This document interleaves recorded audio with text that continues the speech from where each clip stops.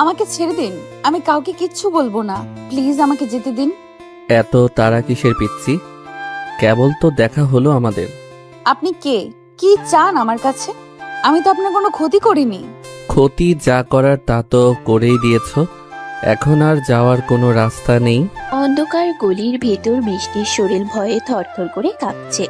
তার বয়স সবে 17 ছুঁয়েছে। এই বয়সের এক সাধারণ অনাথ মেয়ের কাছে শহরের সবচেয়ে বড় মাফিয়া ডন আরাফ এক মূর্তিমান আতঙ্ক। কিন্তু এই মুহূর্তে আরাফের চোখে কোনো রাগ নেই, আছে এক অদ্ভুত নেশা। আরাফের শক্ত হাত বৃষ্টির নরম হাত দুটোকে পেছনের ইটের দেয়ালের সাথে শক্ত করে চেপে ধরে আছে।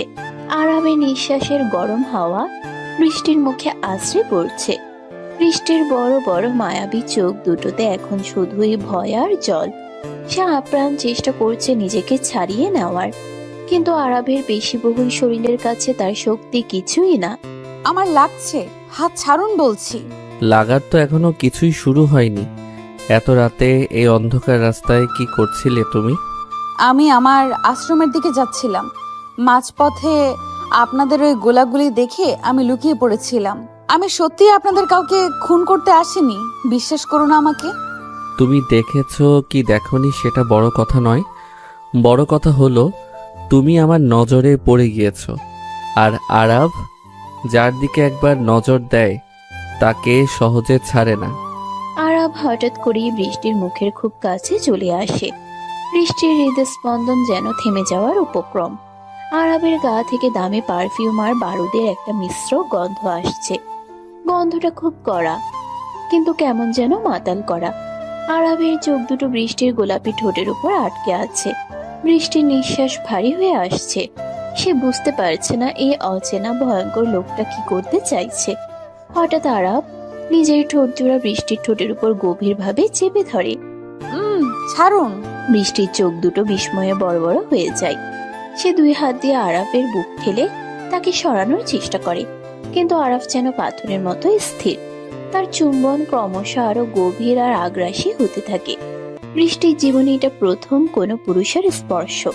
ভয়, আতঙ্ক আর অচেনা এক অনুভূতির শিহরণে তার শরীর অবশ হয়ে আসতে থাকে। কয়েক মুহূর্ত পর আরাফ ধীরে ধীরে বৃষ্টিকে ছেড়ে দেয়। বৃষ্টির ঠোঁট দুটো ফুলে লাল হয়ে আছে। সে হাঁপাচ্ছে আর অবিশ্বাস নিয়ে আরবের দিকে তাকিয়ে আছে। এটা শুধু একটা ট্রেলার ছিল পিচ্ছিমে। এরপর থেকে তুমি আমার। বস বস আমাদের এখান থেকে বের হতে হবে। সুলতানের লোক যে কোনো সময় চলে আসতে পারে। বস বস পুলিশও এদিকেই আসছে। আসছি, তুই গাড়ি রেডি কর। জিশান আরবের সবচেয়ে বিশ্বস্ত ডান হাত। জিশানের কথা শুনে আরাফ একটু পিছিয়ে যায়। বৃষ্টির দিকে আরো একবার গভীরভাবে তাকাই সে। তারপর পকেট থেকে একটা ভিজিটিং কার্ড বের করে বৃষ্টির হাতের মুঠোয় গুজে দেয়। এই ঠিকানায় কাল সকালে দেখা করবে। যদি না আসো তবে তোমার ওই অনাথ আশ্রমের একটা ইটও আস্ত থাকবে না, মনে থাকে যেন। আরাফ ঘুরে দাঁড়ায় এবং জিশানের সাথে কালো রঙের এসইউভি গাড়িতে উঠে অন্ধকারের ভিতর মিলিয়ে যায়। বৃষ্টি দেয়াল ঘেঁষে সেখানেই বসে পড়ে। তার সারা শরীর এখনো কাঁপছে। ঠোঁটের উপর আরবের স্পর্শটা যেন এখনো লেগে আছে। সে বুঝতে পারছে না তার সাধারণ আর শান্ত জীবনে হঠাৎ করে এই ভয়ঙ্কর ঝড় কোথা থেকে এলো। কোনো মতে নিজেকে সামলে নিয়ে সে আশ্রমের দিকে ছুটতে শুরু করে। কিরে বৃষ্টি, এতক্ষণ কোথায় ছিলি তুই? ফাদার জন তোকে নিয়ে খুব চিন্তা করছিলেন। আর তোর এই অবস্থা কেন? চুল উস্কো খুস্কো, মুখটা এমন ফ্যাকাশে হয়ে আছে কেন? কিছু হয়নি মায়া, আমি ঠিক আছি। রাস্তায় একটু দৌড়াতে হয়েছিল, তাই এমন লাগছে। সত্যি করে বল তো, কি হয়েছে? তুই কি কাঁদছিলি? তোর চোখ এত লাল কেন? বললাম তো কিছু হয়নি। আমাকে একটু একা থাকতে দে প্লিজ, আমার খুব ঘুম পাচ্ছে। মায়া বৃষ্টির সবচেয়ে কাছের বান্ধবী। এই অনাথ আশ্রমেই তারা একসাথে বড় হয়েছে। মায়া বুঝতে পারে বৃষ্টি কিছু একটা লুকোচ্ছে, কিন্তু সে আর জোর করে না। বৃষ্টি নিজের বিছানায় গিয়ে শুয়ে পড়ে, কিন্তু তার চোখে একটুও ঘুম নেই। চোখ বন্ধ করলেই আরবের সে ভয়ঙ্কর অথচ নেশা ধরা চোখ দুটো আর ওই আগ্রাসী চুম্বনের স্মৃতিটা ভেসে উঠছে। একটা অচেনা লোক কিভাবে তাকে এভাবে জোর করতে পারে? লোকটার স্পর্ধা ভেবে বৃষ্টির ভীষণ রাগ হয়। আবার লোকটার ক্ষমতা আর হুমকির কথা ভেবে ভয়ে বুক কেঁপে ওঠে। এত রাতে কোথায় ছিলি তুই আরাফ? আমি কি তোকে বলিনি রাত 10টার পর বাড়ির বাইরে না থাকতে তোর কি নিজের জীবনের উপর কোনো মায়া নেই? দাদি, তুমি খামোখাই চিন্তা করো, আমার কিছু হবে না। আমি কোনো ছোট বাচ্চা নই। তুই আমার কাছে চিরকাল বাচ্চাই থাকবি। সুলতান নামের ওই জানোয়ারটা তোর পিছনে হাত ধুয়ে পড়ে আছে, আর তুই এভাবে রাতের পর রাত বাইরে ঘুরছিস। সুলতানকে নিয়ে তোমাকে ভাবতে হবে না দাদি, ওর সময় ঘনিয়ে এসেছে। খুব তাড়াতাড়ি ওর ব্যবস্থা আমি করছি। তুমি এবার গিয়ে ঘুমাও। আয়েশা বেগম আরাফের দাদি। আরাফের মা বাবা মারা যাওয়ার পরই দাদি তাকে বড় করেছেন। মাফিয়া জগতে আরাফ যতটা নিষ্ঠুর, দাদির কাছে সে ততটাই বাধ্য এক ছেলে। দাদি দীর্ঘশ্বাস ফেলে নিজের ঘরের দিকে চলে যান। আরাফ নিজের বিলাসবহুল বেডরুমে এসে সোফায় গা এলিয়ে দেয়। এক গ্লাস দামি মদ হাতে নিয়ে সে জানালার বাইরে শহরের আলোর দিকে তাকিয়ে থাকে। কিন্তু তার চোখের সামনে বারবার ভেসে উঠছে একটা 17 বছরের মেয়ের ভার্ত মুখ। ওই নরম ঠোঁটের স্বাদটা সে কিছুতেই বলতে পারছে না। আরাফ নিজের মনেই হাসে। আজ পর্যন্ত কোনো মেয়েকে তার দুবারের বেশি দেখার ইচ্ছে হয়নি, কিন্তু এই সাধারণ অনাথ মেয়েটার মধ্যে এমন কিছু একটা আছে যা তাকে পাগলের মতো টানছে। বস, আপনি কি ওই মেয়েটার কথা ভাবছেন? মেয়েটার সম্পর্কে সব খবর চাই আমার। কাল সকালের মধ্যে ওর পুরো হিস্ট্রি আমার টেবিলে থাকা চাই জিশান। ও কোথায় থাকে, কি করে, ওর আশ্রমে কে কে আছে, সব কিছু। কিন্তু বস, আমরা তো সুলতানকে মারার প্ল্যান করছিলাম। এই মুহূর্তে একটা সামান্য মেয়ের পিছনে সময় নষ্ট করাটা কি ঠিক হবে? মেয়েটা তো এমনিতেই ভয়ে শেষ। আরাব যা করে ভেবে চিন্তেই করে। তুই শুধু আমার নির্দেশ পালন কর। আর হ্যাঁ, খেয়াল রাখবি সুলতানের কোনো লোক যেন এই মেয়ের আশেপাশেও ঘেঁষতে না পারে। মেয়েটা এখন থেকে আমার প্রোটেকশনে থাকবে। জিশান অবাক হয়ে আরাবের দিকে তাকায়। বসকে সে গত 10 বছর ধরে চেনে। কোনো মেয়ের জন্য বসের এত মাথা ব্যথা সে কোনোদিন দেখেনি।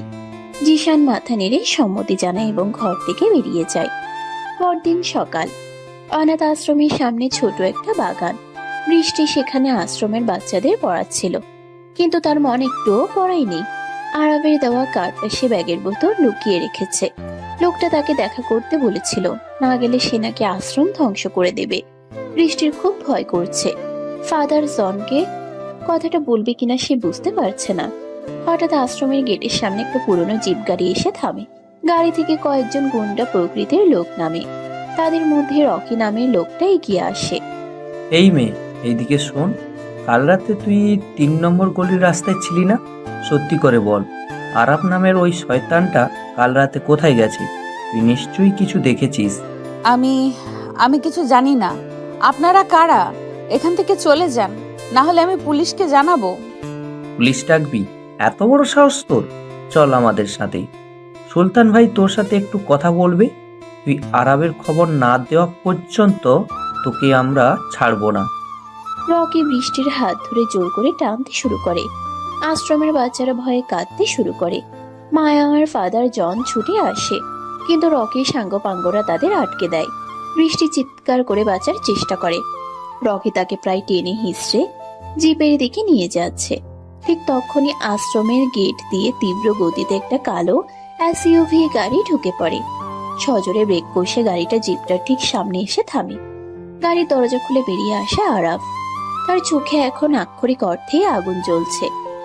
ওর গায়ে হাত দেওয়ার সাহস তোকে কে দিল রে কুত্তার বাচ্চা? আরাব ভাই, আপনি এখানে? আরাফ কোনো কথা না বলে সোজা রকির দিকে এগিয়ে যায়। এক নিমিষে নিজের পকেট থেকে বন্দুক বের করে রকির হাঁটুর ঠিক নিচে গুলি চালিয়ে দেয়। রকি যন্ত্রণায় চিৎকার করে মাটিতে লুটিয়ে পড়ে। রকির সঙ্গীরা ভয় পেয়ে যে যার মতো পালাতে শুরু করে। রকি যন্ত্রণায় চিৎকার করে মাটিতে লুটিয়ে পড়ে। রকির সঙ্গীরা ভয় পেয়ে যে যার মতো পালাতে শুরু করে। আরাফ তাদের দিকে আর ফিরেও তাকায় না। সে ধীর পায়ে বৃষ্টির দিকে এগিয়ে আসে। বৃষ্টি ভয়ে আর আতঙ্কে কাঁপতে কাঁপতে মাটিতে বসে পড়েছে। আরাফ হাঁটু ঘেরে বৃষ্টির সামনে বসে। তোমাকে না বলেছিলাম আমার সাথে দেখা করতে? আমার কথা অমান্য করার শাস্তি কি হতে পারে সেটা কি তুমি জানো না পিচ্ছি? আমি যেতে চেয়েছিলাম, কিন্তু এরা হঠাৎ করে এসে আমাকে। একদম চুপ, আর একটা কথাও না। আরাফ হঠাৎ করেই বৃষ্টিকে দুই হাতে পাজাকুলা করে কোলে তুলে নেয়। সবার সামনে দিয়ে সে বৃষ্টিকে নিয়ে নিজের গাড়ির দিকে এগোতে থাকে। ফাদার জন বা মায়া কারো সাহস হলো না আরাফকে বাধা দেওয়ার। গাড়ির পেছনের সিটে বৃষ্টিকে বসিয়ে আরাফ নিজেও পাশে বসে। জিশান গাড়ি স্টার্ট দেয়। আমাকে কোথায় নিয়ে যাচ্ছেন? আমাকে নামিয়ে দিন, আমি আপনার সাথে কোথাও যাব না। চুপচাপ বসে থাকো। আজ থেকে তুমি সেখানেই থাকবে যেখানে আমি চাইব। তোমার এই আশ্রম আর তোমার জন্য নিরাপদ নয়। আপনি খুব খারাপ মানুষ, আমি আপনাকে ঘৃণা করি। কাল রাতে আপনি আমার সাথে জোর জবরদস্তি করেছেন, আর আজ আমাকে জোর করে তুলে নিয়ে যাচ্ছেন। আমি সুযোগ পেলে আপনাকে খুন করে ফেলবো। আরাফ বৃষ্টির এই রাগান্বিত চেহারার দিকে তাকিয়ে মুচকি হাসে। মেয়েটার চোখে জল, অথচ মুখে কত তেজ। আরাফ আস্তে করে বৃষ্টির একটা হাত নিজের হাতের মুঠোয় নিয়ে নেয়। বৃষ্টির হাতটা ছাড়িয়ে নেওয়ার অনেক চেষ্টা করেও পারে না। আরাফের হাতের স্পর্শে বৃষ্টির শরীরে আবারও সেই অদ্ভুত শিহরণটা খেলে যায়। সে বুঝতে পারছে এই ভয়ঙ্কর সুন্দর মানুষটার হাত থেকে তার আর কোনো মুক্তি নেই। ঘৃণা করো? বেশ তো করো, তবে একটা কথা মনে রেখো পিচ্ছি, আরবের দুনিয়ায় একবার যে ঢোকে সে আর কখনো নিজের ইচ্ছায় বের হতে পারে না। তুমি আমাকে ঘৃণা করেই কাটিয়ে দাও, আর আমি তোমাকে নিজের করে নেওয়ার খেলাটা উপভোগ করি। আপনি একটা পাগল, একটা অমানুষ। আরাফ আর কোনো কথা বলে না। সে বৃষ্টির কাঁধে নিজের মাথাটা হেলিয়ে দিয়ে চোখ বন্ধ করে নেয়। আমাকে ছেড়ে দিন বলছি। আপনি আমাকে কোথায় নিয়ে যাচ্ছেন? আমি আপনার সাথে কোথাও যাব না। গাড়ি থামান। এত ছটফট করছো কেন পিচ্ছি মেয়ে? শান্ত হয়ে বসো। আরবের গাড়িতে একবার যে ওঠে সে নিজের ইচ্ছায় নামতে পারে না। আপনি একটা অমানুষ, একটা জানোয়ার। আমি সুযোগ পেলে গাড়ি থেকে লাফ দেব, তবুও আপনার মতো একজন খুনির সাথে যাব না। লাফ দেওয়ার চেষ্টা করে দেখতে পারো, তবে হাত পা ভাঙলে এই আরবই তোমাকে কোলে করে নিজের বিছানায় নিয়ে তুলবে। তখন কিন্তু কোনো ছাড় পাবে না। আরাফের কথা শুনে বৃষ্টির সারা শরীর ভয়ে আর রাগে কেঁপে ওঠে। সে গাড়ির দরজার হাতল ধরে টানাটানি করতে থাকে, কিন্তু দরজা ভেতর থেকে লক করা।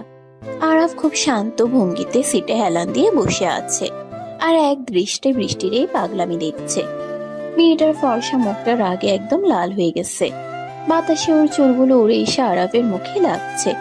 আরাফ গভীর একটা নিঃশ্বাস নিয়ে বৃষ্টির চুলের মিষ্টি গন্ধটা নিজের ভেতর টেনে নেয়। বৃষ্টির এই অসহায় রাগটা আরাফের ভেতরে এক অদ্ভুত নেশা তৈরি করছে। জিশান নীরবে গাড়ি চালিয়ে যাচ্ছে। সে জানে এখন বসের কোনো কথাই নাক গলানো ঠিক হবে না। আপনি আমার সাথে এমন কেন করছেন? আমি তো খুব সাধারণ একটা মেয়ে। আপনাদের এই অন্ধকার জগতের কিছুই আমি জানি না। আমাকে আমার আশ্রমে ফিরে যেতে দিন। আশ্রমের ওই ভাঙা ঘরে তোমার জায়গা আর নেই। তোমার জায়গা এখন শুধু আরবের বুকে। তুমি সাধারণ হতে পারো, কিন্তু তোমার এই সাধারণ রূপটাই আমাকে পাগল করে দিয়েছে। আরাফ হঠাৎ করে বৃষ্টির খুব কাছে চলে আসে। তার এক হাত বৃষ্টির কোমরে শক্ত করে জড়িয়ে ধরে তাকে নিজের বুকের সাথে মিশিয়ে নেয়। বৃষ্টি দুই হাত দিয়ে আরাফের বুক ঠেলে নিজেকে ছাড়ানোর আপ্রাণ চেষ্টা করে, কিন্তু আরাফের পেশি বহুল শক্ত শরীরের কাছে সে একদমই দুর্বল। আরাফের চোখ দুটো এখন এক অদ্ভুত কামনায় চলছে। সে বৃষ্টির কানের খুব কাছে মুখ নিয়ে ফিসফিস করে কথা বলতে থাকে। আরাফের গরম নিঃশ্বাস বৃষ্টির ঘাড়ে আশ্রে পড়ছে। বৃষ্টির শরীরে এক অজানা শিহরণ খেলে যায়। সে চায় আরাফকে দূরে ঠেলে দিতে, কিন্তু তার শরীর যেন অবশ হয়ে আসছে। ছাড়ুন আমাকে, কেউ দেখে ফেলবে। আমার গাড়ির ভেতর দেখার কেউ নেই, আর দেখলেও আমার কিছু যায় আসে না। তুমি আমার, শুধু আমার। কথা শেষ করেই আরাফ নিজের ঠোঁট জোড়া বৃষ্টির নরম ঠোঁটের উপর গভীরভাবে চেপে ধরে। বৃষ্টির চোখ দুটো বিস্ময়ে বড় বড় হয়ে যায়। সে মুখ বন্ধ রাখার চেষ্টা করে, কিন্তু আরাফ খুব আগ্রাসী। আরাফের এক হাত বৃষ্টির মাথার চুলে, আর অন্য হাত তার সরু কোমরে শক্ত হয়ে চেপে বসেছে। আরাফের চুম্বনে কোনো মায়া নেই, আছে শুধু এক অদ্ভুত অধিকার বোধ আর তীব্র উত্তেজনা। বৃষ্টির জীবনে এমন গভীর স্পর্শই প্রথম। তার মনে হচ্ছে সে শ্বাস নিতে পারছে না। আরাফের ঠোঁটের জাদুতে সে ধীরে ধীরে নিজের অজান্তে একটু একটু করে আত্মসমর্পণ করতে শুরু করে। বেশ কিছুক্ষণ পর আরাফ তাকে ছেড়ে দেয়। বৃষ্টির ঠোঁট দুটো ফুলে লাল হয়ে গেছে। সে আরাফের বুকে মাথা রেখে জোরে জোরে হাঁপাচ্ছে। আরাফের মুখে একটা তৃপ্তির হাসি ফুটে ওঠে। বস বস আমরা পৌঁছে গেছি। গাড়ির ভেতরে ঢোকা জিসান, আর বাইরের গার্ডদের বলে দে আজ থেকে এই বাড়ির নিরাপত্তা দ্বিগুণ হবে। একটা মাছিও যেন আমার অনুমতি ছাড়া ভেতরে ঢুকতে না পারে। গাড়িটা একটা বিশাল প্রাসাদের মতো বাড়ির সামনে এসে থামি। লোহার বিশাল গেট পার হয়ে গাড়িটা যখন বাগানের ভেতর দিয়ে এগোচ্ছিল, তখন বৃষ্টি অবাক হয়ে বাইরের দিকে তাকিয়ে থাকে। এত বড় আর বিলাসবহুল বাড়ি সে জীবনেও দেখেনি। চারিদিকে সারি সারি পাহারাদার হাতে বন্দুক নিয়ে দাঁড়িয়ে আছে। আরাফ নিজে গাড়ি থেকে নেমে বৃষ্টির দিকে দরজাটা খুলে দেয়। বৃষ্টি নামতে না চাইলে আরাফ এক ঝটকায় তাকে কোলে তুলে নেয়। বৃষ্টি আবার চিৎকার করতে শুরু করে। আমাকে নামান বলছি, আমি নিজের পায়ে হাঁটতে পারি। আপনি আমাকে এভাবে সবার সামনে কোলে তুলে নিয়ে যাচ্ছেন কেন? তুমি কথা না শুনলে আমি এমনই করব। চুপচাপ আমার বুকে মাথা রেখে পড়ে থাকো। বেশি নড়াচড়া করলে কিন্তু এখানেই আবার চুমু খাবো। আরাফের হুমকিতে বৃষ্টি একদম চুপ হয়ে যায়। সে ভয়ে আরাফের শার্টের কলার শক্ত করে চেপে ধরে রাখে। আরাফ তাকে কোলে নিয়ে প্রাসাদের বিশাল ড্রয়িং রুমে গিয়ে ঢোকে। ভেতরে সাজসজ্জা দেখে চোখ ধাঁধিয়ে যাওয়ার জোগাড়। তখনই সিঁড়ি দিয়ে নিচে নেমে আসেন আয়েশা বেগম। আরাফের কোলে একটা অপরিচিত মেয়েকে দেখে তিনি রীতিমতো অবাক হয়ে যান। এ কি আরাব, এই মেয়েটাকে? আর ওকে তুই এভাবে কোলে করে নিয়ে এসেছিস কেন?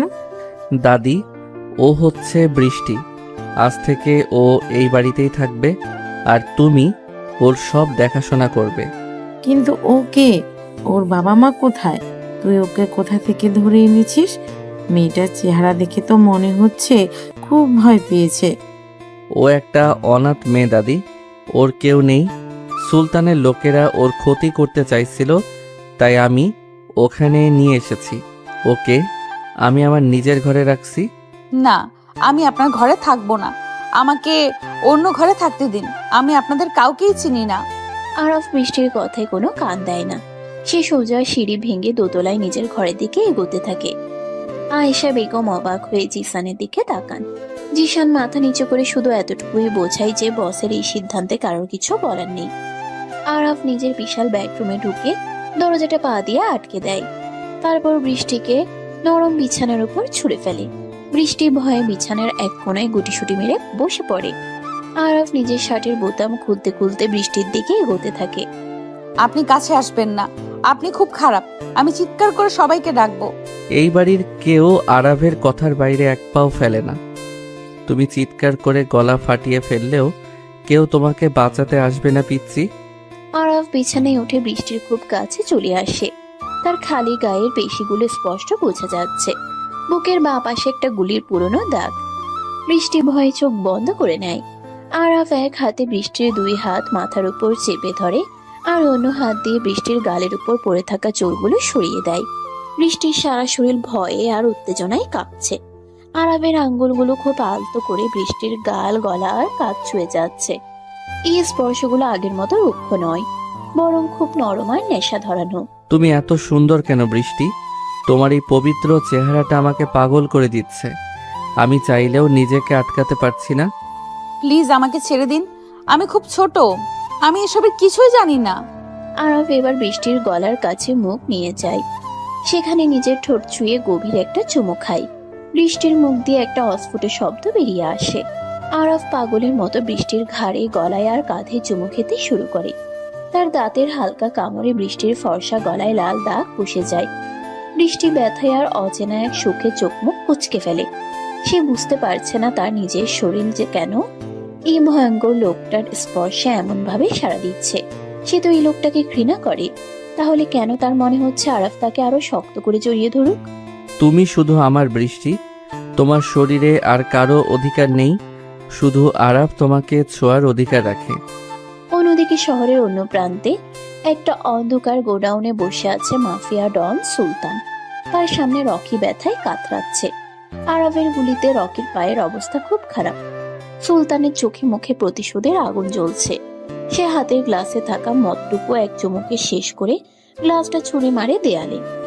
আরাভের এত বড় সাহস যে ও আমার লোকের গায়ে হাত তোলে, আর ওই সামান্য একটা অনাথ মেয়ের জন্য আরাব আমার সাথে শত্রুতা করছে। সুলতান ভাই, আরাব ওই মেয়েটাকে নিয়ে পাগল হয়ে গেছে। মেয়েটাকে নিজের বাড়িতে নিয়ে গেছে ও। আমরা যদি ওই মেয়েটাকে তুলে আনতে পারি তাহলে আরাবকে সহজে ঘায়েল করা যাবে। ঠিক বলেছিস রকি। আরবের দুর্বলতা এখন ওই পিসি মেয়েটা। আমাকে যে কোনো মূল্যে ওই মেয়েটাকে চাই। তুই খোঁজ নে আরবের বাড়ি থেকে ওই মেয়েটা কখন বের হয়। একবার যদি ওকে আমার হাতে পাই তাহলে আরবের অহংকার আমি মাটির সাথে মিশিয়ে দেব। অনাথ আশ্রমে তখন কান্নাকাটি চলছে। মায়া আর ফাদার জন চিন্তায় অস্থির হয়ে আছেন। হঠাৎ সেখানে জিশান এসে হাজির হয়, তার সাথে বেশ কয়েকজন বন্দুকধারী গার্ড। আপনারা আবার কেন এসেছেন? বৃষ্টিকে তো আপনাদের বস জোর করে নিয়ে গেছে। এবার কি আমাদের আশ্রমটাও দখল করতে চান? ভয় পাবেন না, বস আমাকে আপনাদের নিরাপত্তার জন্য পাঠিয়েছেন। সুলতানের লোকেরা যেন আপনাদের কোনো ক্ষতি করতে না পারে, তাই আজ থেকে আমাদের গার্ডরা এই আশ্রম পাহারা দেবে। আর বৃষ্টি খুব ভালো আছে বসের কাছে, আপনারা ওর জন্য চিন্তা করবেন না। রাত তখন 10টা। আরবের বিশাল ডাইনিং টেবিলে অনেক রকম দামি খাবারই সাজানো, কিন্তু বৃষ্টির কিছুই খেতে ইচ্ছা করছে না। সে চুপ করে মাথা নিচু করে বসে আছে। আরব নিজের হাতে একটা প্লেটে খাবার নিয়ে বৃষ্টির সামনে এসে বসে। মুখ গোমরা করে বসে আছো কেন? হা করো, খেয়ে নাও। সারাদিন তো কিছুই খাওনি। আমার খিদে নেই, আমি খাবো না। তুমি কি চাও আমি তোমাকে জোর করে খাওয়াই? আমার জোর করাটা কিন্তু তোমার খুব একটা পছন্দ হবে না পিচ্ছি। বৃষ্টির চোখের সামনে আবার গাড়ির ভিতরে সেই ভয়ঙ্কর চুমুর দৃশ্যটা ভেসে ওঠে। সে আর কোনো কথা না বলে চুপচাপ আরবের হাত থেকে খাবার খেতে শুরু করে। আরবের চোখে একটা সন্তুষ্টির ছায়া খেলা করে। মেয়েটা আস্তে আস্তে তার বসে আসছে। খাওয়া শেষে আরব আবার বৃষ্টিকে নিজের ঘরে নিয়ে যায়। রাতের বেলা এই বিশাল ঘরে শুধু তারা দুজন। আরব সোফায় বসে ল্যাপটপে কিছু একটা দেখছে, আর বৃষ্টি বিছানায় শুয়ে আছে, কিন্তু তার চোখে ঘুম নেই। সে শুধু ভাবছে কিভাবে এই খাঁচা থেকে পালানো যায়। ঘুমানোর চেষ্টা করো বৃষ্টি। কাল সকালে তোমাকে নিয়ে আমি একটা জায়গায় যাব। কোথায় যাব আমরা? সময় হলেই জানতে পারবে। এখন চুপচাপ চোখ বন্ধ করো। আর হ্যাঁ, পালানোর কথা স্বপ্নেও ভাববে না। আরাফ ল্যাপটপ বন্ধ করে বিছানায় এসে বৃষ্টির পাশে শোয়। সে এক হাত দিয়ে বৃষ্টিকে নিজের বুকের সাথে টেনে নেয়। বৃষ্টি বাধা দেওয়ার আগে আরাফ তার দুই পা দিয়ে বৃষ্টির পা দুটোকে পেঁচিয়ে ধরে তাকে পুরোপুরি নিজের আয়ত্তে নিয়ে আসে। আপনি একটু দূরে শুতে পারেন না? আমাকে এভাবে জড়িয়ে ধরার কি দরকার? আমার জিনিস আমি জড়িয়ে ধরে ঘুমাবো, এতে কার কি সমস্যা? আমি কোনো জিনিস নই, আমি একজন রক্ত মাংসে মানুষ, আর আমি আপনার নই। তুমি আমারই বৃষ্টি, আজ থেকে, কাল থেকে এবং সারা জীবনের জন্য। এবার চুপ করে ঘুমাও। সকাল হয়ে গেছে পিচ্ছি, এবার চোখ খোলো। আমাকে ছাড়ুন, আমার দম বন্ধ হয়ে আসছে। সারা রাত এইভাবে আমাকে জড়িয়ে ধরে রাখার কি দরকার ছিল? আমার যাকে জড়িয়ে ধরে ঘুমাতে ইচ্ছা করে আমি তাকেই জড়িয়ে ধরি, এতে কারো অনুমতি নেওয়ার প্রয়োজন মনে করি না। আর তুমি তো এখন আমারই সম্পত্তি। আমি কারো সম্পত্তি নই, আমি একটা মানুষ। আপনার মতো অমানুষের সাথে আমি এক মুহূর্তও থাকতে চাই না। আমাকে আমার আশ্রমে দিয়ে আসুন। ফাদার জন আর মায়া আমার জন্য খুব চিন্তা করছে। ফাদার জন আর মায়া খুব ভালো আছে। ওদের নিরাপত্তার জন্য আমি আমার লোক পাঠিয়ে দিয়েছি। আর তুমি এই বাড়ি থেকে কোথাও যাচ্ছ না। এই ঘর আর এই বিছানায় এখন থেকে তোমার পৃথিবী। আপনি আমাকে জোর করে আটকে রাখতে পারেন না। আমি চিৎকার করে সবাইকে ডাকবো, পুলিশে খবর দেব। আরাফের বাড়িতে পুলিশের ছায়াও পড়ে না। পিচ্ছি মেয়ে, তুমি যত খুশি চিৎকার করতে পারো। তোমার এই রাগ আমার খুব ভালো লাগে। সকালের মিষ্টি রোদ জানালার পর্দা ভেদ করে ঘরের ভেতর এসে পড়েছে। বিশাল বিছানার মাঝখানে আরাব আর বৃষ্টি শুয়ে আছে। আরাবের শক্ত পেশিবহুল দুই হাতের বাঁধনে বৃষ্টি একদম আটকে আছে। সারা রাত আরাফ তাকে নিজের বুকের সাথে এমন ভাবে মিশিয়ে রেখেছিল যে বৃষ্টির নড়ার কোনো উপায় ছিল না। আরাবের খালি গায়ের গরম স্পর্শ বৃষ্টির নরম শরীরে এক অজানা শিহরণ তৈরি করছে। সে আরাফকে ঘৃণা করে, আবার এই ভয়ঙ্কর লোকটার স্পর্শে তার শরীর কেমন যেন অবশ হয়ে আসে। আরাফ খুব শান্ত চোখে বৃষ্টির রাগে লাল হয়ে থাকা মুখের দিকে তাকিয়ে আছে। মেয়েটার চুলগুলো এলোমেলো হয়ে মুখের উপর পড়ে আছে। আরাফ খুব ধীরে নিজের একটা হাত বাড়িয়ে বৃষ্টির গালের উপর থেকে চুলগুলো সরিয়ে দেয়। বৃষ্টির শরীর ভয়ে কেঁপে ওঠে। আরাফের হাতের আঙ্গুলগুলো খুব সাবধানে বৃষ্টির নরম গাল ছুঁয়ে গলা পর্যন্ত নেমে যায়। এই সামান্য স্পর্শেই বৃষ্টির নিঃশ্বাস ভারী হয়ে আসে। সে চায় আরাফকে ধাক্কা দিয়ে সরিয়ে দিতে, কিন্তু তার হাত দুটো যেন কাজ করছে না। আরাফ হঠাৎ করে বৃষ্টির খুব কাছে চলে আসে। দুজনের মুখের মাঝে এখন 1 ইঞ্চিরও কম দূরত্ব। আরবের চোখে সেই নেশা ধরানো দৃষ্টি বৃষ্টির চোখে আটকে আছে। তোমার এই কাঁপাকাঁপি আমার পাগল করে দেয় বৃষ্টি। তুমি যত ভয় পাও আমার তত বেশি তোমাকে নিজের করে নিতে ইচ্ছে করে। প্লিজ এমন করবেন না, আমাকে যেতে দিন। বৃষ্টির কথা শেষ হওয়ার আগেই আরাফ নিজের ঠোঁট জোড়া বৃষ্টির ঠোঁটের উপর গভীরভাবে চেপে ধরে। সকালের এই প্রথম চুম্বনে কোনো আগ্রাসন নেই, আছে এক অদ্ভুত নেশার অধিকার বোধ। আরাফ খুব আলতো করে বৃষ্টির উপরের ঠোঁট নিজের ঠোঁটের মাঝে নিয়ে চুষে নেয়, তারপর নিচের ঠোঁটে হালকা কামড় দেয়। বৃষ্টি ব্যথায় আর সুখে চোখ বন্ধ করে ফেলে। তার 2 হাত অজান্তে আরাবের চওড়া পিঠ খামছে ধরে। আরাবের চুম্বনের গভীরতা ক্রমশ বাড়তে থাকে। সে বৃষ্টির মুখের ভেতর নিজের জিভ ঢুকিয়ে দিয়ে তাকে পুরোপুরি নিজের আয়ত্তে নিয়ে আসে। বৃষ্টির মনে হচ্ছে সে যেন এক গভীর খাদে তলিয়ে যাচ্ছে। বেশ কিছুক্ষণ পর আরাফ তাকে ছেড়ে দেয়। বৃষ্টির ঠোঁট দুটো ফুলে একদম লাল হয়ে আছে, আর সে জোরে জোরে হাঁপাচ্ছে। আরাফ মুচকি হেসে বৃষ্টির কপালে একটা চুমু খায়, তারপর বিছানা থেকে উঠে বাথরুমের দিকে চলে যায়। বৃষ্টি স্তব্ধ হয়ে বিছানায় বসে থাকে। তার নিজের উপর খুব রাগ হচ্ছে। কেন সে ওই লোকটাকে বাধা দিতে পারলো না? কেন তার স্পর্শ এত ভালো লাগছে? বস, সব রেডি। সুলতানের গোডাউনের ওপর আমাদের লোক নজর রাখছে। রকি কাল রাতের পর থেকে আর বের হয়নি। রকিকে নিয়ে আমার কোনো মাথা ব্যথা নেই, আমার চাই সুলতানকে। তুই সব গার্ডদের অ্যালার্ট রাখবি। আমি আজ বৃষ্টিকে নিয়ে একটু বাইরে যাব। কিন্তু বস, এখন বাইরে যাওয়াটা কি ঠিক হবে? সুলতান খুব রেগে আছে, ও যে কোনো সময় হামলা করতে পারে। আরাফ কাউকে ভয় পায় না জিশান। আমি আমার পিচ্চি মেয়েটাকে নিয়ে আজ সারাদিন বাইরে কাটাবো। তুই শুধু আমাদের নিরাপত্তার বিষয়টা দেখবি। আর হ্যাঁ, গাড়ি তুই চালাবি, অন্য কাউকে আমি বিশ্বাস করি না। জিশান মাথা নেড়ে সম্মতি জানায় এবং ড্রয়িং রুম থেকে বেরিয়ে যায়। আরাফ তৈরি হয়ে ডাইনিং টেবিলে বসে কফি খাচ্ছে। এমন সময় আয়েশা বেগম সেখানে আসেন। তার চোখে মুখে গভীর চিন্তার ছাপ। তিনি আরাবের পাশে বসে আরাবের মাথায় হাত রাখেন। আরাফ কফির মগ নামিয়ে রেখে দাদির দিকে তাকায়। তুই মেয়েটাকে নিয়ে কি ভাবছিস আরাব? মেয়েটা খুব ছোট, আর ও আমাদের জগতের কেউ নয়। ওকে এভাবে জোর করে আটকে রাখাটা কি ঠিক হচ্ছে? দাদি, তুমি তো জানো আমি যা চাই তা আমি পাই। বৃষ্টিকে আমার প্রথম দেখাতেই পছন্দ হয়েছে। ও এখন শুধু আমার।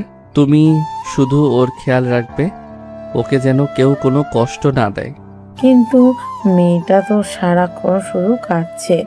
ও ওর আশ্রয়ে ফিরে যেতে চায়। তুই ওকে জোর করে ভালোবাসা শেখাতে পারবি না। ভালোবাসা মন থেকে আসে। আমি ওকে ভালোবাসা শেখাবো দাদি। আমার ভালোবাসার আগুনে ও এমনভাবে পুড়বে যে ও নিজেই আমাকে ছাড়া আর কিছু ভাবতে পারবে না। তুমি শুধু দেখতে থাকো। আয়েশা বেগম দীর্ঘশ্বাস ফেলে উঠে চলে যান। তিনি জানেন আরাফকে বোঝানো অসম্ভব। আরাফ যেটা একবার জেদ ধরে সেটা সে করেই ছাড়ে। কিছুক্ষণ পর বৃষ্টি ড্রয়িং রুমে আসে। আয়েশা বেগম তাকে একটা সুন্দর গোলাপি রঙের সালোয়ার কামিজ পরতে দিয়েছেন।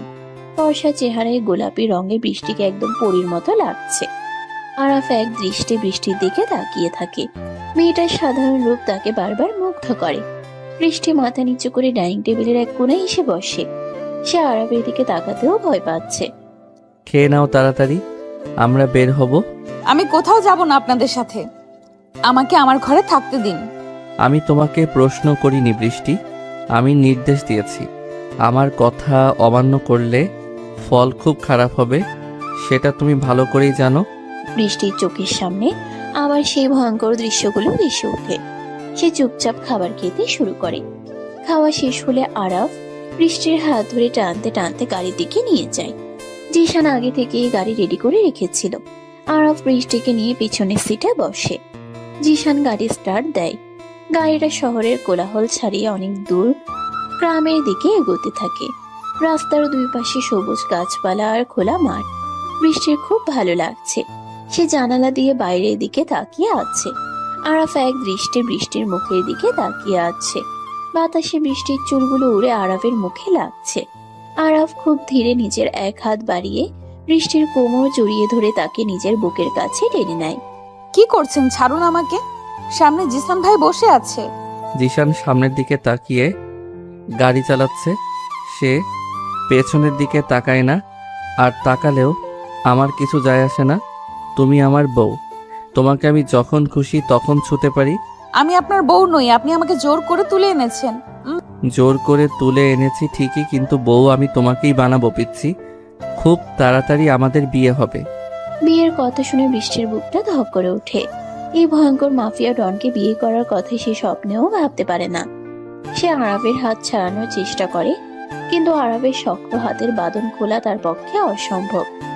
আরাফ হঠাৎ করে বৃষ্টির গলার কাছে মুখ নিয়ে যায়। সেখানে খুব আলতো করে নিজের ঠোঁট ছোঁয়ায়।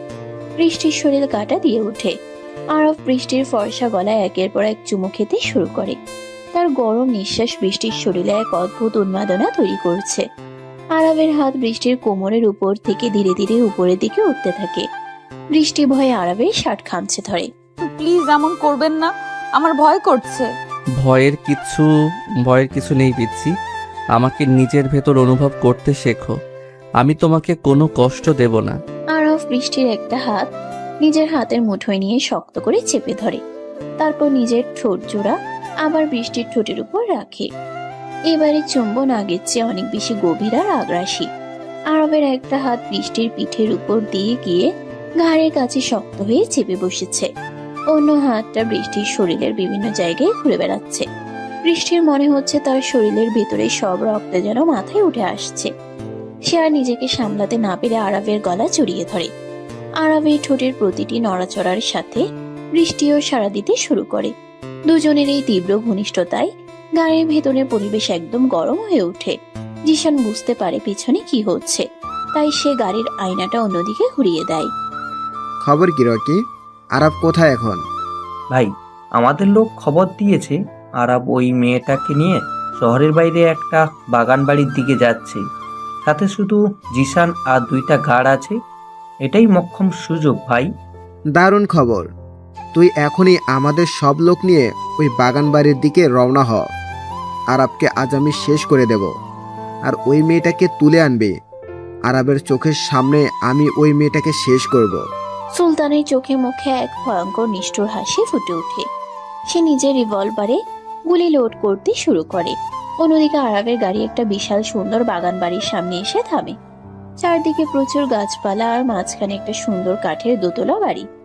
আরাফ গাড়ি থেকে নেমে বৃষ্টির দিকে দরজা খুলে দেয়। বৃষ্টি গাড়ি থেকে নেমে চারিদিকে সৌন্দর্য দেখে মুগ্ধ হয়ে যায়। সে জীবনেও এত সুন্দর জায়গা দেখেনি। জায়গাটা পছন্দ হয়েছে পিচ্ছি? খুব সুন্দর জায়গা। এখানে কে থাকে? কেউ থাকে না। এটা শুধু আমার আর তোমার জন্য। যখন শহরের কোলাহল ভালো লাগবে না, তখন আমরা এখানে এসে থাকবো। আরাফ বৃষ্টির হাত ধরে কাঠের বাড়িটার ভেতর নিয়ে যায়। ভেতরের সাজসজ্জা খুব সাধারণ, কিন্তু আভিজাত্যের ছোঁয়া আছে। বড় একটা বসার ঘর আর তার সাথে লাগোয়া একটা বেডরুম। আরাফ বৃষ্টিকে নিয়ে সোফায় বসে। সে পকেট থেকে একটা ছোট মখমলের বাক্স বের করে। বাক্সটা খুলে সে বৃষ্টির সামনে ধরে। ভেতরে একটা খুব সুন্দর হীরার আংটি। তোমার জন্য নিয়ে এসেছি। হাতটা বাড়াও। না, আমি এটা পড়তে পারবো না। এটা খুব দামি। আরাবের দেওয়া জিনিস কেউ ফিরিয়ে দিতে পারে না বৃষ্টি। চুপচাপ হাত বাড়াও। বৃষ্টি ভয়ে কাঁপা কাঁপা হাতটা বাড়িয়ে দেয়। আরাফ খুব সাবধানে আংটিটা বৃষ্টির অনামিকায় পরিয়ে দেয়। হীরার পাথরটা আলোর ছটায় চিকচিক করে ওঠে। আরাফ বৃষ্টির হাতটা নিজের ঠোঁটের কাছে নিয়ে সেখানে একটা গভীর চুমু খায়।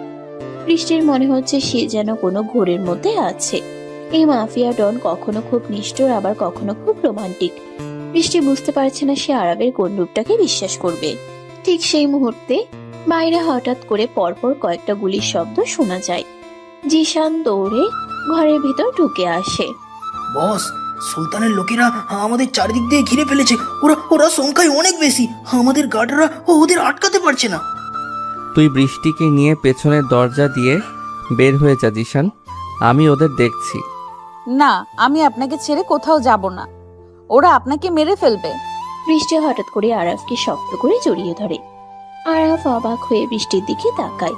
যে মেয়েটা তাকে এতক্ষণ ঘৃণা করত, সে এখন তার জীবনের জন্য ভয় পাচ্ছে। আরাফের বুকে এক অদ্ভুত প্রশান্তি নেমে আসে। সে বৃষ্টির মাথায় হাত বুলিয়ে দেয়। আমার কিছু হবে না পিচ্ছি, আমি খুব তাড়াতাড়ি তোমার কাছে ফিরে আসব। তুই ওকে নিয়ে যা জিশান। জিশান বৃষ্টিকে জোর করে টেনে পেছনের দরজার দিকে নিয়ে যায়। বৃষ্টি কাঁদতে কাঁদতে আরাফের দিকে তাকিয়ে থাকে। আরাফ নিজের রিভলভার বের করে দরজার দিকে এগিয়ে যায়। তার চোখে এখন আবার সেই পুরনো মাফিয়া ডনের ভয়ঙ্কর দৃষ্টি। সে আজ সুলতানের সব লোককে শেষ করে দেবে। আরাপ, সাবধানে থাকবেন প্লিজ। গাড়ি ঘোরান জিসান ভাই। ওনাকে ওখানে একা ফেলে আসাটা ঠিক হয়নি। ওরা সংখ্যায় অনেক বেশি ছিল। ওনার কিছু হয়ে গেলে আমি নিজেকে ক্ষমা করতে পারবো না। বসের নির্দেশ ছাড়া আমি গাড়ি ঘোরাতে পারবো না বৃষ্টি। আমার প্রথম দায়িত্ব হলো আপনাকে নিরাপদে বাড়িতে পৌঁছে দেওয়া। বস নিজের খেয়াল খুব ভালো করেই রাখতে পারেন। পেছনের সিটে বসে বৃষ্টির দু চোখ বেয়ে অনবরত জল পড়ছে। যে মানুষটাকে সে আজ সকালেও পৃথিবীর সবচেয়ে বেশি ঘৃণা করত, এখন সেই মানুষটার জন্যই তার বুকের ভেতরটা কেমন যেন দুমড়ে মুচড়ে যাচ্ছে। আরবের ওই শক্ত আলিঙ্গন আর শেষবারের মতো বলা কথাগুলো বৃষ্টির কানে বারবার বাজছে।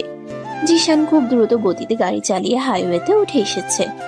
পেছনের আয়নায় সে দেখতে পাচ্ছে বৃষ্টির অস্থিরতা। একটা সাধারণ অনাথ মেয়ে, যে কিনা মাফিয়া ডন আরাফকে ভয় পেত, সে আজ আরাফের জন্য কাঁদছে।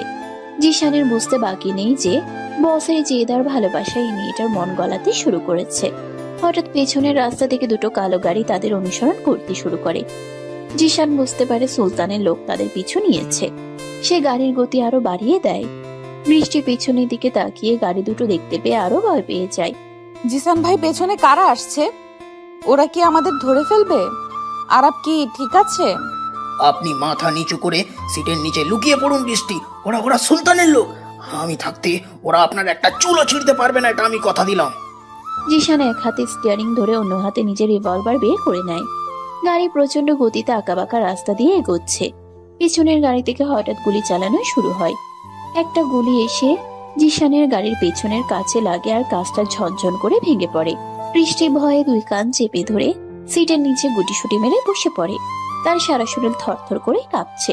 সে শুধু চোখ বন্ধ করে ঈশ্বরের কাছে আরবের জন্য প্রার্থনা করছে। আরবের ওই মায়াবী মুখটা তার চোখের সামনে বারবার ভেসে উঠছে। জিশান খুব দক্ষ হাতে গাড়ি চালিয়ে একটা সরু গলির ভিতর ঢুকে পড়ে। পিছনের গাড়ি দুটো বড় রাস্তার মোড়ে তাদের হারিয়ে ফেলে। জিশান স্বস্তি নিঃশ্বাস ফেলে সোজা আরবের প্রাসাদের দিকে গাড়ি ছুটিয়ে দেয়।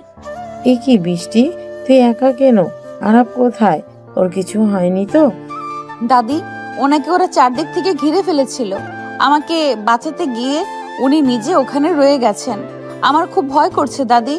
ওনার কিছু হয়ে গেলে আমি বাঁচবো না। আয়েশা বেগম বৃষ্টিকে জড়িয়ে ধরেন। বৃষ্টির কান্না কোনোভাবেই থামছে না। সে দাদির বুকে মুখ লুকিয়ে ফুপিয়ে ফুপিয়ে কাঁদছে। আয়েশা বেগমের চোখও জলে ভিজে ওঠে। তিনি জানেন তার নাতি আরাফ কতটা দুর্ধর্ষ, কিন্তু শত্রুর সংখ্যা যখন অনেক বেশি হয় তখন ভয় তো করবেই। পুরো বাড়িতে একটা থমথমে পরিবেশ। সব গার্ডরা পজিশন নিয়ে দাঁড়িয়ে আছে। জিশান বারবার তার লোকেদের সাথে যোগাযোগ করার চেষ্টা করছে, কিন্তু ওই বাগান বাড়ির দিকে নেটওয়ার্ক সম্পূর্ণ জ্যাম করে রাখা হয়েছে। ড্রয়িং রুমের বিশাল সোফায় বসে বৃষ্টি বারবার শুধু দরজার দিকে তাকাচ্ছে। সময়ের কাঁটা যেন আজ আর এগোতে চাইছে না। দীর্ঘ 2 ঘন্টা পর প্রাসাদের বিশাল লোহার গেট খুলে যায়। একটা ক্ষত বিক্ষত গাড়ি এসে বারান্দার সামনে থামে। গাড়ি থেকে টলতে টলতে নেমে আসে আরাফ। তার সাদা শার্ট রক্তে পুরো ভিজে লাল হয়ে গেছে। বা কাঁধ আর পেটের এক পাশ থেকে ফিনকি দিয়ে রক্ত ঝরছে। আরাপ, এ কি অবস্থা আপনার? কত রক্ত বের হচ্ছে? দাদি, তাড়াতাড়ি ডাক্তার ডাকুন। পিচ্ছি, তুমি ঠিক আছো তো? ওরা তোমার কোনো ক্ষতি করেনি তো? আরাফ আর দাঁড়িয়ে থাকতে না পেরে সামনের দিকে ঢলে পড়ে। বৃষ্টি দৌড়ে গিয়ে তাকে নিজের 2 হাতে জড়িয়ে ধরে। আরাফের ভারী শরীরটার ভার বৃষ্টি সামলাতে পারে না। দুজনের একসাথেই মেঝেতে বসে পড়ে। আরাফের মাথাটা বৃষ্টির কোলের উপর রাখে। আরাফের হাত পা ক্রমশ ঠান্ডা হয়ে আসছে। বৃষ্টি পাগলের মতো নিজের ওড়না দিয়ে আরাফের পেটের ক্ষতস্থান চেপে ধরে রাখার চেষ্টা করে, কিন্তু রক্ত পড়া কোনোভাবেই বন্ধ হচ্ছে না। আরাফ খুব কষ্ট করে চোখ মেলে বৃষ্টির কান্না মাখা মুখের দিকে তাকায়। তার ঠোঁটের কোণে একটা তৃপ্তির হাসি ফুটে ওঠে। মেয়েটা অন্তত তার জন্য কাঁদছে। জিশান আর বাকিরা মিলে আরাফকে তাড়াতাড়ি ধরাধরি করে দোতলায় তার বেডরুমে নিয়ে যায়। ডাক্তার সমীর আগে থেকে খবর পেয়ে নিজের মেডিকেল কিট নিয়ে উপস্থিত ছিলেন। তিনি আরাফকে বিছানায় শুয়ে দিয়ে তার চিকিৎসা শুরু করেন। জিসান, ওকে তাড়াতাড়ি অক্সিজেন দাও, শরীর থেকে প্রচুর রক্ত বেরিয়ে গেছে, গুলি দুটো খুব ভিতরে ঢুকে গেছে বলে মনে হচ্ছে না, তবে ক্ষত অনেক গভীর, আমাকে এখনই বুলেট বের করতে হবে। আমার নাতি কিচ্ছু হবে না তো ডাক্তার? ও তো জ্ঞান হারিয়ে ফেলেছে। আমি আমার সর্বোচ্চ চেষ্টা করছি বেগম সাহেবা, আপনারা সবাই দয়া করে রুমের বাইরে যান, আমাকে কাজ করতে দিন। আয়েশা বেগম কাঁদতে কাঁদতে রুম থেকে বেরিয়ে যায়, কিন্তু বৃষ্টি কোনোভাবেই আরাবের হাত ছাড়তে রাজি হয় না। সে বিছানার এক কোণায় বসে আরাবের একটা হাত নিজের দুই হাতের মুঠোয় শক্ত করে ধরে রাখে। ডাক্তার সমীর বুঝতে পারেন এই মেয়েটির উপস্থিতি আরাবের জন্য কতটা জরুরি। তিনি আর বৃষ্টিকে কিছু বলেন না। প্রায় 2 ঘন্টা ধরে অপারেশন চলে। ডাক্তার সমীর খুব সতর্কতার সাথে আরাবের শরীর থেকে 2টো বুলেট বের করেন এবং সেলাই করে ব্যান্ডেজ করে বেঁধে দেন। ডাক্তার সমীর খুব সতর্কতার সাথে আরাবের শরীর থেকে 2টো বুলেট বের করেন এবং সেলাই করে ব্যান্ডেজ বেঁধে দেন। আরাফ তখনও গভীর ঘুমে আচ্ছন্ন। তার ফ্যাকাশে মুখটা দেখে বৃষ্টির বুকের ভেতরটা আবার ঢুকরে কেঁদে ওঠে। এই মানুষটা তাকে জোর করে তুলে এনেছিল ঠিকই, কিন্তু আজ নিজের জীবনের ঝুঁকি নিয়ে তাকে বাঁচিয়েছে। ভালোবাসার অঙ্কটা খুব অদ্ভুত, কখন যে কার জন্য মনের ভিতরে জায়গা তৈরি হয়ে যায় তা কেউ বলতে পারে না। ডাক্তার সমীর প্রয়োজনীয় ওষুধ বুঝিয়ে দিয়ে চলে যান। রাত তখন গভীর। জিশান আর দাদিও নিচ নিচ ঘরে ঘুমোতে গেছেন। বিশাল বেডরুমে এখন শুধু আরাব আর বৃষ্টি। এত জেদ কেন আপনার? আমাকে বাঁচাতে গিয়ে নিজের এই অবস্থা করার কি দরকার ছিল? আপনি একটা আস্ত পাগল। জল, একটু জল দাও। আরাবের গলার স্বর খুব দুর্বল শোনাচ্ছে। বৃষ্টি তাড়াতাড়ি গ্লাসে করে জল নিয়ে আরাবের মুখের কাছে ধরে। আরাফ খুব কষ্ট করে কয়েক ঢোক জল খায়, তারপর চোখ মেলে বৃষ্টির দিকে তাকায়। বৃষ্টির চোখে এখনো জল টলটল করছে। আরাফ নিজের ডান হাতটা খুব কষ্ট করে উপরে তুলে বৃষ্টির চোখের জল মুছে দেয়। আরাবের হাতের এই দুর্বল অথচ মায়াময় স্পর্শে বৃষ্টির সারা শরীর আবার কেঁপে ওঠে। সে আর নিজেকে আটকে রাখতে না পেরে আরাবের বুকের উপর মাথা রেখে কাঁদতে শুরু করে। আরাফ খুব আলতো করে বৃষ্টির পিঠে হাত বুলিয়ে দেয়। আমি তো মরিনি পিচ্ছি, এত কাঁদছো কেন? আরাফকে মারা অত সহজ নয়। ওই সুলতানের 10টা লোককে আজ আমি নিজের হাতে শেষ করে এসেছি। চুপ করুন আপনি, একদম কথা বলবেন না। আপনার সেলাইয়ের জায়গায় চাপ লাগলে আবার রক্ত বের হবে। আপনি এখন শুধু বিশ্রাম নেবেন। বৃষ্টি খুব সাবধানে আরাবের বুক থেকে মাথা তুলে বসে। সে নিজের হাত দিয়ে আরাবের কপালের ঘাম মুছিয়ে দেয়। আরাফ এক দৃষ্টে বৃষ্টির চোখের দিকে তাকিয়ে আছে। এই চোখের গভীরে সে এখন আর কোনো ঘৃণা দেখতে পাচ্ছে না, বরং সেখানে এক গভীর উদ্বেগ আর মায়া জমে আছে। আরামের মনে হচ্ছে গুলি খাওয়ার যন্ত্রণাটা যেন সার্থক হলো। সে ধীরে ধীরে বৃষ্টির একটা হাত নিজের হাতের মুঠোয় নিয়ে তার আঙ্গুলে পরানো হীরার আংটিটার উপর একটা চুমু খায়। এই আংটিটা তোমার হাতে খুব সুন্দর মানিয়েছে বৃষ্টি। আজ থেকে এই আংটি প্রমাণ করবে যে তুমি শুধুই আরাবের। কেউ তোমার দিকে চোখ তুলে তাকালে আমি তার চোখ উপড়ে নেব। আপনি ঘুমাবেন কিনা বলুন? বেশি বকলে আমি কিন্তু এই ঘর ছেড়ে চলে যাব। তখন কে আপনাদের দেখাশোনা করবে? বৃষ্টির ধমক শুনে আরাফ মুচকি হাসে। মেয়েটার রাগও কত মিষ্টি। আরাফ বাধ্য ছেলের মতো চোখ বন্ধ করে নেয়। বৃষ্টি সারা রাত আরাফের পাশে বসে জেগে থাকে। সে বারবার আরাফের কপালে হাত দিয়ে জ্বর দেখছে আর ভেজা তোয়ালে দিয়ে তার মুখ মুছিয়ে দিচ্ছে। ভোরের দিকে বৃষ্টি নিজেরই চোখ লেগে আসে। সে আরাফের হাতের উপর মাথা রেখে ঘুমিয়ে পড়ে। সকালের আলো যখন ঘরের ভেতর আসে তখন আরাফের ঘুম ভাঙে। সে দেখে বৃষ্টি তার হাতের উপর মাথা রেখে অঘরে ঘুমাচ্ছে। মেয়েটা নিষ্পাপ মুখটার দিকে তাকিয়ে আরাফের বুকের ভেতর এক অজানা সুখে ঢেউ খেলে যায়। সে খুব সন্তর্পণে নিজের বাঁ হাতটা দিয়ে বৃষ্টির চুলে বিলি কেটে দেয়। তুমি শুধু আমার হয়ে থেকো পিচ্ছি, আমি তোমাকে দুনিয়ার সব সুখ এনে দেব। কেউ তোমাকে আমার কাছ থেকে দূরে সরাতে পারবে না। আপনি উঠে পড়েছেন? শরীরে কেমন লাগছে এখন? ব্যথা কি কমেছে? বৃষ্টির ঘুম ভেঙে যায়। সে তাড়াতাড়ি করে সোজা হয়ে বসে। আরাফকে জেগে থাকতে দেখে তার মুখে একটা স্বস্তির হাসি ফুটে ওঠে। আরাফ বৃষ্টির এই হাসিতে যেন পাগল হয়ে যায়। সে এক ঝটকায় বৃষ্টিকে টেনে নিজের বুকের উপর ফেলে দেয়। বৃষ্টি চমকে উঠে আরাফকে জড়িয়ে ধরে। আরাফের আহত শরীরে যাতে ব্যথা না লাগে সেদিকে বৃষ্টির খুব খেয়াল। কিন্তু আরব যেন এসবের কোনো তোয়াক্কাই করছে না। সে বৃষ্টির কানের খুব কাছে মুখ নিয়ে ফিসফিস করে কথা বলতে থাকে। আরবের গরম নিঃশ্বাস বৃষ্টির ঘাড়ে শুষুড়ে দিচ্ছে। তুমি কাছে থাকলে আমার সব ব্যথা নিমিষেই গায়েব হয়ে যায় পিচ্ছি। আজ সকালে তোমাকে খুব সুন্দর লাগছে। আমার ইচ্ছে করছে তোমাকে একদম নিজের ভেতর লুকিয়ে ফেলি। ছাড়ুন আমাকে, কেউ দেখে ফেলবে। আপনি এখানে পুরোপুরি সুস্থ হননি, আপনি এখনো পুরোপুরি সুস্থ হননি। এসব পাগনামি একদম করবেন না। আরব বৃষ্টির ঠোঁটের উপর গভীরভাবে নিজের ঠোঁট চেপে ধরে। আমার দিকে এভাবে তাকিয়ে আছো কেন পিচ্ছি? আমার চোখে কি আমার ভালোবাসা দেখতে পাচ্ছ, নাকি আমার জন্য তোমার বুকের ভেতর জমে থাকা মায়া দেখতে পাচ্ছ? আপনি বেশি কথা বলছেন, একদম চুপ করে শুয়ে থাকুন। ডাক্তার বলে দিয়েছেন আপনার এখন সম্পূর্ণ বিশ্রাম প্রয়োজন। আর আমি কোনো মায়া নিয়ে আপনার দিকে তাকিয়ে নেই। আমি শুধু দেখছি একটা মানুষ কতটা বোকা হতে পারে নিজের জীবন এভাবে বিপন্ন করার জন্য। বোকা তো আমি হয়েই গেছি। যেদিন প্রথম তোমাকে ওই অন্ধকার গলিতে দেখেছিলাম, সেদিন থেকেই আমার সব বুদ্ধি লোপ পেয়েছে। তুমি আমার সেই বোকামির সবচেয়ে সুন্দর শাস্তি। এখন একটু কাছে এসো তো, আমার খুব ব্যথা করছে। একদম কাছে ডাকবেন না আমাকে। কাছে গেলেই আপনি অসভ্যের মতো আচরণ করেন। আপনার শরীর এত বড়, দুটো ক্ষত, তবুও আপনার স্বভাব পাল্টায় না। আমি দূর থেকেই আপনার খেয়াল রাখবো। তুমি কাছে না এলে আমার ব্যথা তো কমবেই না, উল্টো আমি চিৎকার করে পুরো বাড়ি মাথায় তুলব। তখন দাদি, জিশান সবাই দৌড়ে আসবে। আর দেখবে তুমি আমার কথা শুনছো না। আসবে নাকি আমি সত্যি সত্যি চিৎকার শুরু করব?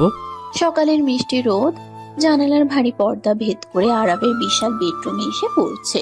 বৃষ্টি বিছানার পাশে একটা ছোট টুলে বসে আরবের দিকে তাকিয়ে আছে।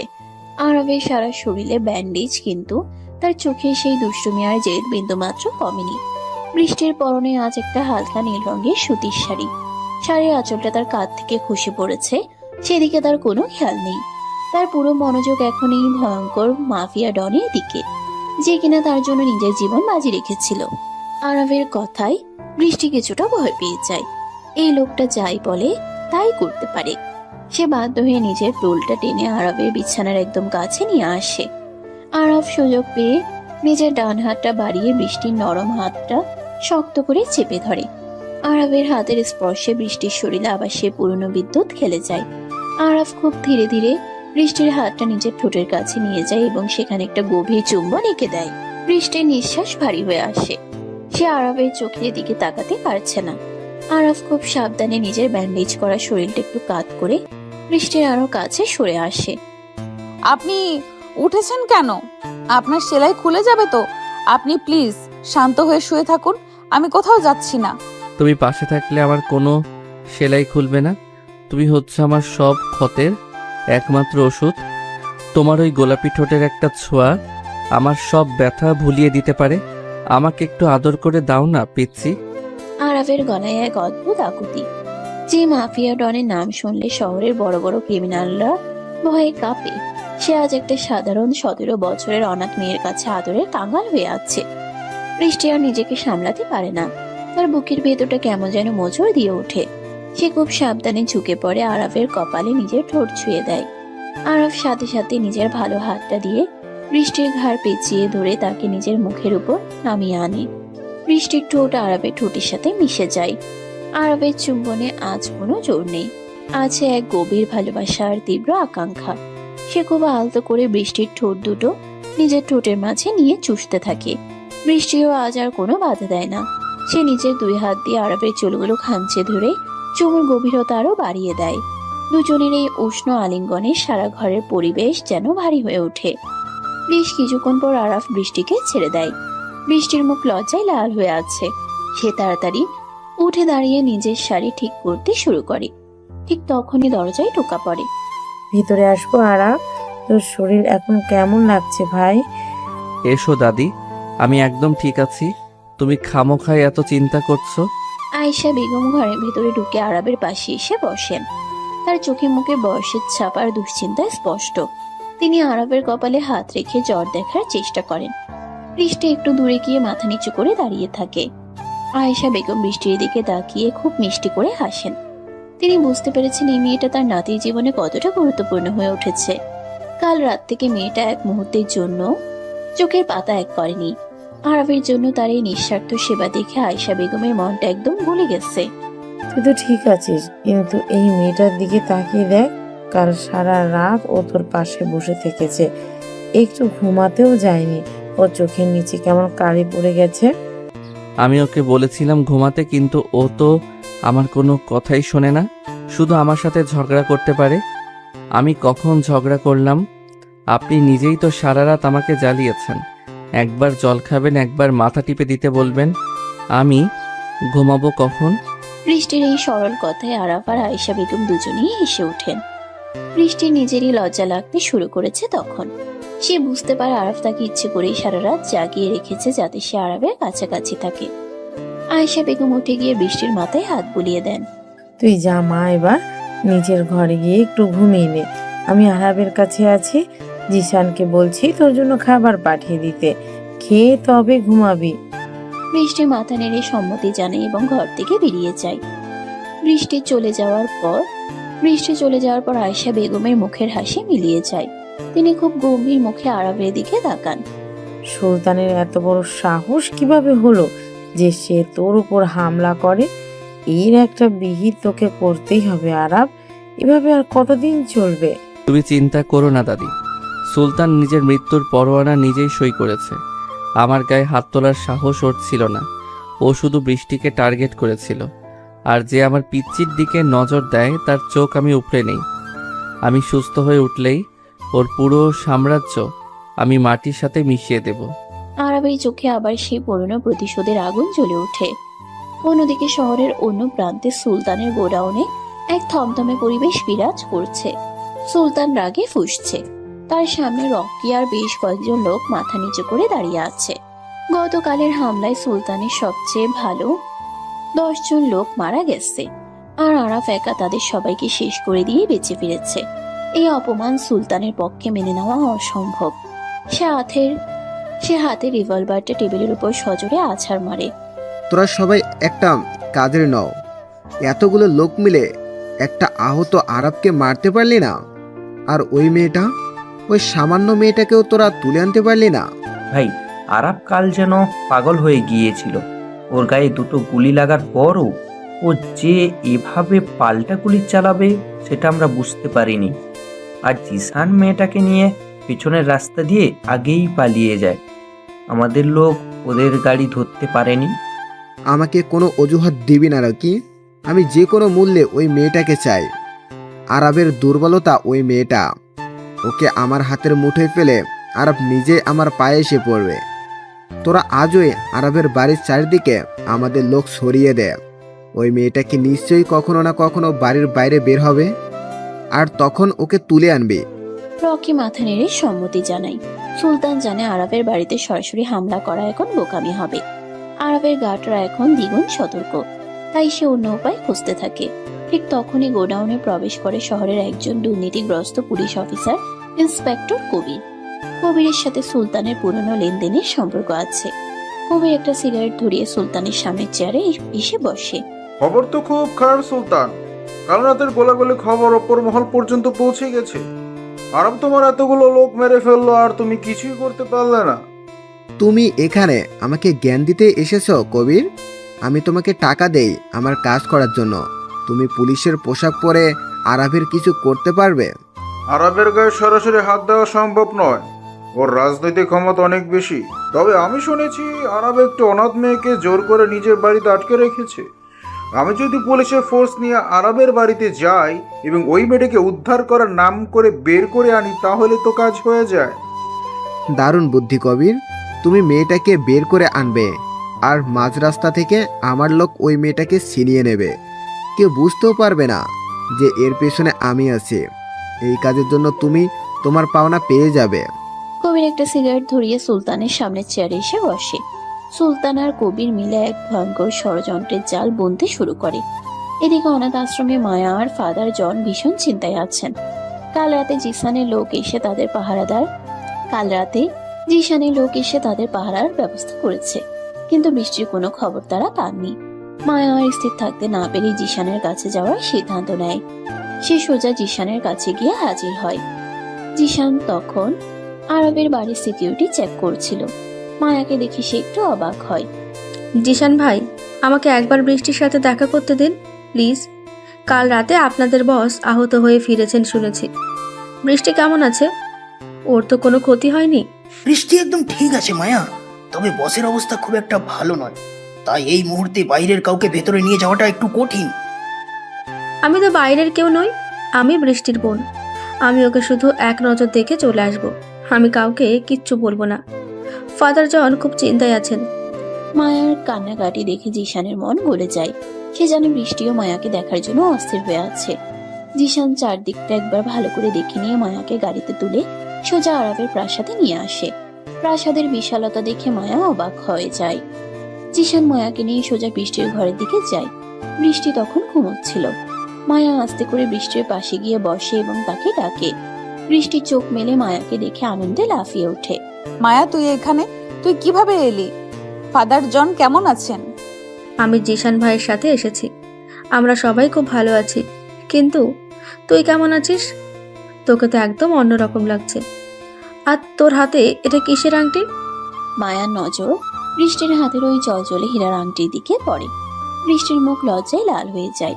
সে তাড়াতাড়ি নিজের হাতটা ওনার নিচে লুকিয়ে ফেলে। মায়া বৃষ্টির চোখ দেখে বুঝতে পারে এই কয়েকদিনে অনেক কিছু বদলে গেছে। যে বৃষ্টি এই মাফিয়া জগৎকে ভয় পেত, সে এখন এই জগতেরই একজন হয়ে উঠেছে। মায়া বৃষ্টির হাত দুটো ধরে নিজের দিকে ফেরায়। সত্যি করে বলতো বৃষ্টি, তুই কি ওই লোকটাকে ভালোবাসতে শুরু করেছিস? তুই কি জানিস এর পরিণাম কি হতে পারে? তুই একটা সাধারণ মেয়ে আর ও একজন ক্রিমিনাল। আমি জানি না মায়া, আমি সত্যি কিছু জানি না। আমি ওনাকে ঘৃণা করতে চেয়েছিলাম, কিন্তু উনি আমার জন্য নিজের জীবন বিপন্ন করেছেন। ওনার ওই শক্তি বুকের ভেতরে একটা খুব নরম মন আছে। ওনার ওই শক্ত বুকের ভেতরে খুব একটা নরম মন আছে, যেটা শুধু আমি দেখতে পাই। উনি কাল আমাকে একটা আংটি পরিয়ে দিয়েছেন। আমার খুব ভয় করছে মায়া, কিন্তু ওনাকে ছাড়া আমি আর কিছুই ভাবতে পারছি না। বৃষ্টির কথাগুলো দরজার বাইরে দাঁড়িয়ে শুনছিল আরাফ। সে ব্যথার জন্য নিজের ঘরে থাকতে না পেরে বৃষ্টির কাছে এসেছিল। বৃষ্টির মুখে নিজের জন্য এমন ভালোবাসার কথা শুনে আরাফের বুকের ভিতরে এক তীব্র আনন্দের স্রোত বয়ে যায়। সে আর ভেতরে ঢোকে না। মায়া আর বৃষ্টি অনেকক্ষণ গল্প করে। মায়া বৃষ্টিকে জড়িয়ে ধরে বিদায় নেয়। মায়া চলে যাওয়ার পর বৃষ্টি আবার একা হয়ে যায়। সে ফ্রেশ হয়ে আরাফের ঘরে যায়। আরাফ তখন বিছানায় শুয়ে চোখ বন্ধ করে আছে। তার কপালে বিন্দু বিন্দু ঘাম জমেছে। বৃষ্টি তাড়াতাড়ি আরাফের কাছে যায়। সে আরাফের কপালে হাত দিয়ে চমকে ওঠে। আরাফের গা জ্বরে পড়ে যাচ্ছে। আরাপ, আপনার তো খুব জ্বর এসেছে। আপনি আমাকে ডাকেননি কেন? আমি জলপট্টি এনে দিচ্ছি। বৃষ্টি দৌড়ে গিয়ে একটা পাত্রে ঠান্ডা জল আর তোয়ালে নিয়ে আসে। সে আরাফের পাশে বসে খুব যত্ন করে তার কপালে জলপট্টি দিতে শুরু করে। জ্বরের ঘুরে আরাফ প্রলাপ বকতে শুরু করে। তার পুরনো জীবনের অন্ধকার স্মৃতিগুলো তাকে তাড়া করে বেড়াচ্ছে। আমাকে ছেড়ে যাস না মা, ওরা আমাকে মেরে ফেলবে। আমি আর রক্ত দেখতে চাই না, আমি আলো চাই। আরাফের কথা শুনে বৃষ্টির বুকটা কেঁপে ওঠে। এই দুর্ধর্ষ লোকটার অতীতে লুকিয়ে থাকা কষ্টগুলো যেন বৃষ্টির সামনে স্পষ্ট হয়ে উঠছে। সে আরাফের একটা হাত নিজের বুকের কাছে চেপে ধরে। আরাফ ঘোরের মধ্যেই বৃষ্টির হাতটা শক্ত করে চেপে ধরে। বৃষ্টির পেটের কাছে মুখ গুজে দেয় সে। তুমি আমাকে ছেড়ে যাবে না তো বৃষ্টি? তুমি চলে গেলে আমি আবার অন্ধকারে হারিয়ে যাব। তোমার এই পবিত্রতা আমাকে বাঁচিয়ে রেখেছে। আমি কোথাও যাব না আরাপ, আমি আপনার কাছেই থাকবো। আপনি শান্ত হন। আরাফ হঠাৎ করেই চোখ মিলে বৃষ্টির দিকে তাকায়। জ্বরের কারণে তার চোখ দুটো লাল হয়ে আছে। সে এক ঝটকায় বৃষ্টিকে টেনে নিজের বুকের উপর শুয়ে দেয়। বৃষ্টি আরাফের আহত শরীরের কথা ভেবে বাধা দেওয়ার চেষ্টা করে, কিন্তু আরাফের শক্তির কাছে সে হার মানে। আরাফ পাগলের মতো বৃষ্টির সারা মুখে, গলায় আর ঘাড়ে চুমু খেতে শুরু করে। তার এক হাত বৃষ্টির শাড়ির আঁচল সরিয়ে দিয়ে খালি কোমরের উপর শক্ত হয়ে চেপে বসেছে। আরাফের গরম হাতের স্পর্শে বৃষ্টির শরীর ধনুকের মতো বেঁকে যায়। সে আরাফের চওড়া পিঠে নিজের নখ গেঁথে দেয়। আরাফের ঠোঁট বৃষ্টির গলার কাছে একটা লাল দাগ তৈরি করে দেয়। দুজনে নিঃশ্বাসের গতি ক্রমশ বাড়ছে। ঘরের ভেতরের পরিবেশ এক চরম উত্তেজনায় পরিপূর্ণ। আরাফ কোনো বাধাই মানতে চাইছে না। সে বৃষ্টির শাড়ির ভিতরে হাত ঢুকিয়ে তার পিঠে স্পর্শ করে। বৃষ্টির মুখ দিয়ে একটা অস্ফুট শব্দ বেরিয়ে আসে। আমি তোমাকে আজ পুরোটা নিজের করে নিতে চাই বৃষ্টি। আমি আর অপেক্ষা করতে পারছি না। না আরাব প্লিজ, আপনার শরীর ভালো নেই, আপনি আরো অসুস্থ হয়ে পড়বেন। আরাফ বৃষ্টির কথায় কান দেয় না। সে বৃষ্টির ঠোঁটের উপর আবার একটা দীর্ঘ আর আগ্রাসী চুমু এঁকে দেয়। তবে তার আগেই জিশান দরজায় জোরে জোরে ধাক্কা দিতে শুরু করে। আরাফ বিরক্ত হয়ে বৃষ্টিকে ছেড়ে দেয়। বৃষ্টি তাড়াতাড়ি নিজের শাড়ি ঠিক করে বিছানা থেকে নেমে দাঁড়ায়। আরাফ খুব রাগী গলায় জিশানকে ভেতরে আসতে বলে। জিশান খুব চিন্তিত মুখে ভেতরে ঢুকে। বস, নিচে পুলিশ এসেছে। ইন্সপেক্টর কবির ফোর্স নিয়ে আপনার সাথে দেখা করতে চাইছেন। উনি বলছেন বৃষ্টিকে নাকি আপনি জোর করে আটকে রেখেছেন। উনি বৃষ্টিকে নিতে এসেছেন। কবিরের এত বড় সাহস, ও আমার বাড়িতে ঢুকে আমার জিনিস নিয়ে যেতে চায়। আরাব, আমার খুব ভয় করছে। পুলিশ আমাকে ধরে নিয়ে গেলে আমি আর আপনাকে দেখতে পাবো না। শান্ত হও পিচ্ছি, আমি থাকতে কেউ তোমাকে ছুঁতেও পারবে না। জিশান, তুই নিচে যা, আমি আসছি। কিন্তু বস, আপনি এই অবস্থায় কিভাবে নিচে যাবেন? আরাব আহত হতে পারে, কিন্তু মরে তো যায়নি। আমি দেখছি ওই কবিরের কত বড় সাহস। আপনি নিচে চলে যাবেন না আরাব, আপনার খুব জ্বর। আমি নিজে গিয়ে পুলিশের সাথে কথা বলছি। আমি ওদের বলে দেব যে আমি নিজের ইচ্ছাতেই এখানে আছি। তুমি আমার ঘরের বাইরে এক পাও ফেলবে না বৃষ্টি, এটা আমার নির্দেশ। আপনার সব নির্দেশ আমাকে মানতে হবে এমন কোনো কথা নেই। আপনি সব সময় শুধু জেদ করেন। আমি নিজে গিয়ে ওই পুলিশের সাথে কথা বলবো। তুমি যদি এই ঘর থেকে বের হও তাহলে আমি ওই কবিরকে এখানেই গুলি করে মেরে ফেলবো। তারপর তুমি বসে বসে আমার জেলের খাবার পাঠিও। আপনি একটা আস্ত পাগল, একটা খুনি। আপনি কিছুতেই ভালো হবেন না। আমি ভালো হতে চাইও না, আমি শুধু তোমাকে চাই। আর আমার জিনিস কেউ আমার কাছ থেকে ছিনিয়ে নিতে পারবে না। আপনি আমার কথা না শুনে নিচে কেন এলেন? আর আরাব, আপনার শরীর তো জ্বরে পুড়ে যাচ্ছে। এই অবস্থায় পুলিশের সামনে আসার কি দরকার ছিল? আমি তো আগেই বলেছিলাম আমি ওদের সাথে কথা বলবো। আমার বাড়িতে পুলিশ ঢুকে আমার জিনিস নিয়ে যাবে আর আমি বিছানায় শুয়ে থাকবো, সেটা আরাবের অভিধানে নেই পিচ্ছি মেয়ে। তুমি আমার কথা অমান্য করে এই ঘর থেকে বেরিয়েছো কেন? আমি তোমাকে করার নির্দেশ দিয়েছিলাম ঘরের ভেতরে থাকতে। বিশাল প্রাসাদের মার্বেল পাথরের প্রশস্ত সিঁড়ি দিয়ে আরাফ ধীর পায়ে নিচে নেমে আসছে। তার শরীরের প্রতিটি পদক্ষেপে এক অকল্পনীয় শারীরিক কষ্ট লুকিয়ে আছে, কিন্তু তার চোখে মুখে সেই চিরচেনা মাফিয়া ডনের ভয়ঙ্কর কঠোরতা। জ্বরের কারণে তার ফর্সা মুখটা একদম লাল হয়ে আছে, আর কপালের শিরাগুলো রাগে ফুলে উঠেছে। সাদা শার্টের ভিতর দিয়ে ব্যান্ডেজের লাল রক্তের দাগটা এখনো স্পষ্ট বোঝা যাচ্ছে।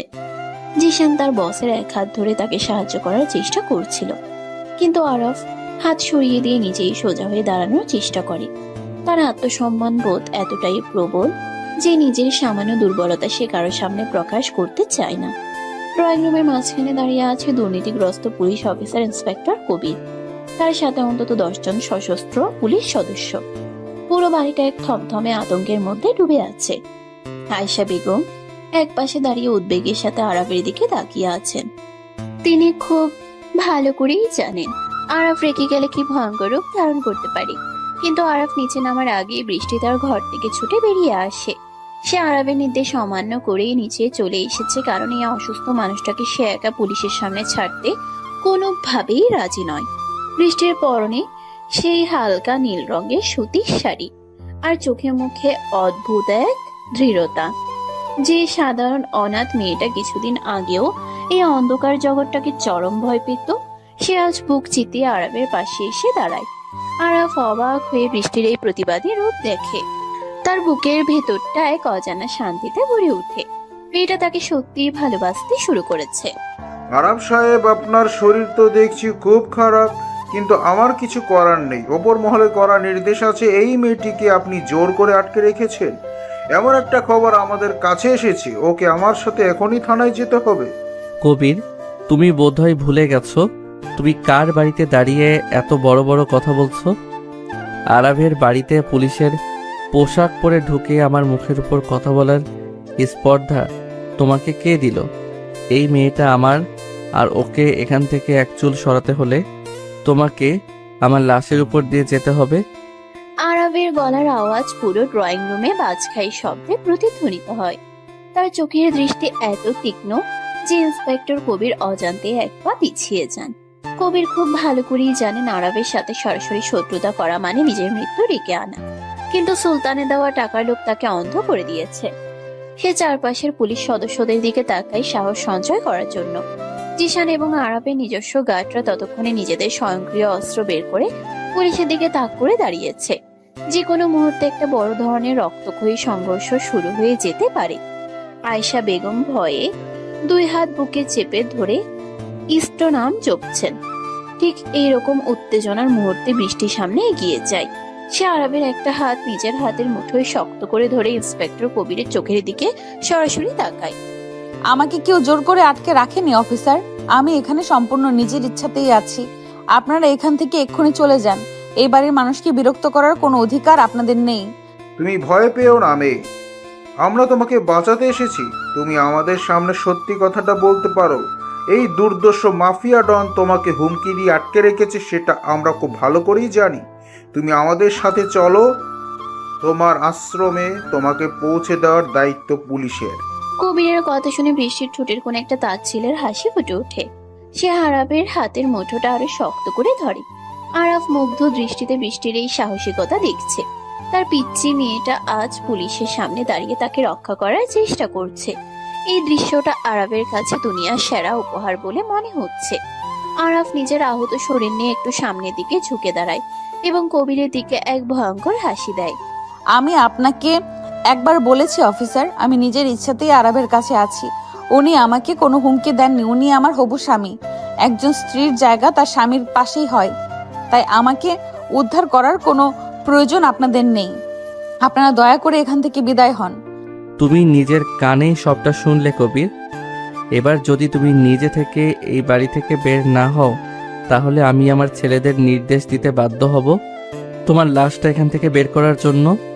আরাফ যা বলে তা সে অক্ষরে অক্ষরে পালন করে, সেটা তুমি ভালো করেই জানো। বৃষ্টির মুখে স্বামী ডাক শুনে আরবের বুকের ভেতর এক তীব্র আনন্দের স্রোত বয়ে যায়। সে বৃষ্টির কোমরে নিজের ডান হাতটা শক্ত করে জড়িয়ে ধরে তাকে একদম নিজের বুকের সাথে মিশিয়ে নেয়। ইন্সপেক্টর কবির বুঝতে পারেন এখানে আর কোনোভাবেই সুবিধা করা যাবে না। মেয়েটা নিজেই যখন আরবের পক্ষে কথা বলছে, তখন জোর করে তাকে নিয়ে যাওয়া আইনত অসম্ভব। আর আরবের সশস্ত্র বাহিনীর সামনে দাঁড়ানোর ক্ষমতা তার ফোর্সের নেই। কবির রাগে গজগজ করতে করতে পুলিশ সদস্যদের নিয়ে বাড়ি থেকে বেরিয়ে যান। ড্রয়িং রুমের থমথমে পরিবেশটা মুহূর্তের মধ্যে শান্ত হয়ে আসে। আয়েশা বেগম স্বস্তি নিঃশ্বাস ফেলে সোফায় বসে পড়েন। জিশান তার লোকেদের অস্ত্র নামিয়ে পজিশনে ফিরে যাওয়ার নির্দেশ দেয়। পুলিশ চলে যাওয়ার পরপরই আরবের শরীর আর ভার নিতে পারে না। অতিরিক্ত উত্তেজনা আর জ্বরের কারণে তার চোখ দুটো ঘোলাটে হয়ে আসে। সে আর দাঁড়িয়ে থাকতে না পেরে বৃষ্টির গায়ের উপর ঢলে পড়ে। আরাব, চোখ খুলুন। আরাব, আপনার কি হলো? জিসান ভাই, তাড়াতাড়ি ওনাকে ধরুন। ওনার শরীর তো আগুনে পুড়ে যাচ্ছে। আমি ধরছি বৃষ্টি, আপনি ওনার ডান দিকটা একটু সাপোর্ট দিন। আমাদের এখনই ওনাকে ওপরে নিয়ে যেতে হবে। বসের শরীর থেকে প্রচুর ঘাম বেরোচ্ছে। বৃষ্টি আর জিশান মিলে কোনো মতে আরাফকে ধরাধরি করে দোতলায় তার বিশাল বেডরুমে নিয়ে যায়। বিছানায় শোয়ানোর পর আরাফ অঘরে জ্ঞান হারিয়ে ফেলে। বৃষ্টি পাগলের মতো ছুটে গিয়ে ঠান্ডা জলের পাত্র আর তোয়ালে নিয়ে আসে। সে আরবের কপালে বারবার ঠান্ডা জলের পুট্টি দিতে শুরু করে। আয়েশা বেগম খবর পেয়ে ছুটে আসেন এবং ডাক্তার সমীরকে জরুরি ভিত্তিতে ফোন করে ডেকে পাঠান। ডাক্তার সমীর এসে আরাফকে ভালো করে পরীক্ষা করেন এবং নতুন করে কিছু কড়া ডোজের ইনজেকশন পুশ করেন। তিনি জানান যে ক্ষতের জায়গায় সামান্য ইনফেকশন শুরু হয়েছে এবং অতিরিক্ত মানসিক চাপের কারণেই জ্বর এসেছে। আগামী 24 ঘন্টা আরবের জন্য অত্যন্ত গুরুত্বপূর্ণ। ডাক্তার চলে যাওয়ার পর বৃষ্টি আরবের পাশ থেকে এক মুহূর্তের জন্য ওঠে না। সে আরবের মাথার চুলে হাত বুলিয়ে দেয় এবং বারবার তার ফ্যাকাশে মুখটার দিকে তাকিয়ে নীরবে চোখের জল ফেলে। তুই একটা অপদার্থ কবির। তুই পুলিশের পোশাক পরে একটা আহত আরবের বাড়ি থেকে একটা সাধারণ মেয়েকে বের করে আনতে পারলি না? তোর মতো পুলিশের গায়ে থুতু দেওয়া উচিত। তুমি নিজের মুখ সামলে কথা বলো সুলতান। আমি আমার সর্বোচ্চ চেষ্টা করেছি, কিন্তু ওই মেয়েটা নিজেই আরবকে স্বামী বলে দাবি করলো। পুলিশের সামনে একটা মেয়ে যখন নিজে থেকে ওই কথা বলে, তখন আমার কি করার থাকে? আর আরবের বাড়ির ভেতরে ওর 10টা বন্দুকধারী গার্ড আমার দিকে অস্ত্র তাক করে দাঁড়িয়েছিল। আমি ওখানে নিজের জীবন দিতে যাব নাকি? শহরের অন্য প্রান্তে একটা নোংরা গোডাউনে বসে সুলতান রাগে হাতের কাছের গ্লাসটা ছুঁড়ে মারে দেয়ালের দিকে। গ্লাসটা টুকরো টুকরো হয়ে ভেঙে পড়ে। রকি আর তার অন্যান্য সঙ্গীরা ভয়ে এক কোনায় সিটিয়ে আছে। সুলতান ভেবেছিল পুলিশ দিয়ে খুব সহজেই সে বৃষ্টিকে নিজের ডেরায় তুলে আনতে পারবে, কিন্তু সেই প্ল্যানটাও চরমভাবে ব্যর্থ হলো। আরাফ যে এত দ্রুত ওই সাধারণ মেয়েটার মন জয় করে নেবে সেটা সুলতান স্বপ্নেও ভাবতে পারেনি। সুলতানের চোখে মুখে এখন এক ভয়ঙ্কর নিষ্ঠুরতার ছাপ। সে নিজের চেয়ার থেকে উঠে পায়চারি করতে শুরু করে। তাকে যে কোনো উপায়ে আরাফকে ধ্বংস করতে হবে। ভাই, আমরা এবার কি করব? মেয়েটাকে তো আরাব নিজের চোখের আড়াল করছে না, আর আরাবের বাড়িতে হামলা করা মানে নিজেদের মৃত্যু ডেকে আনা। মেয়েটা আরাবের চোখের আড়াল হচ্ছে না ঠিকই, কিন্তু ওই মেয়েটার একটা বড় দুর্বলতা আছে রকি। ওর ওই অনাথ আশ্রম আর ওই মায়া নামের মেয়েটা। বৃষ্টি আরাবকে ভালোবাসতে পারে, কিন্তু নিজের আশ্রমের ক্ষতি ও কখনোই মেনে নিতে পারবে না।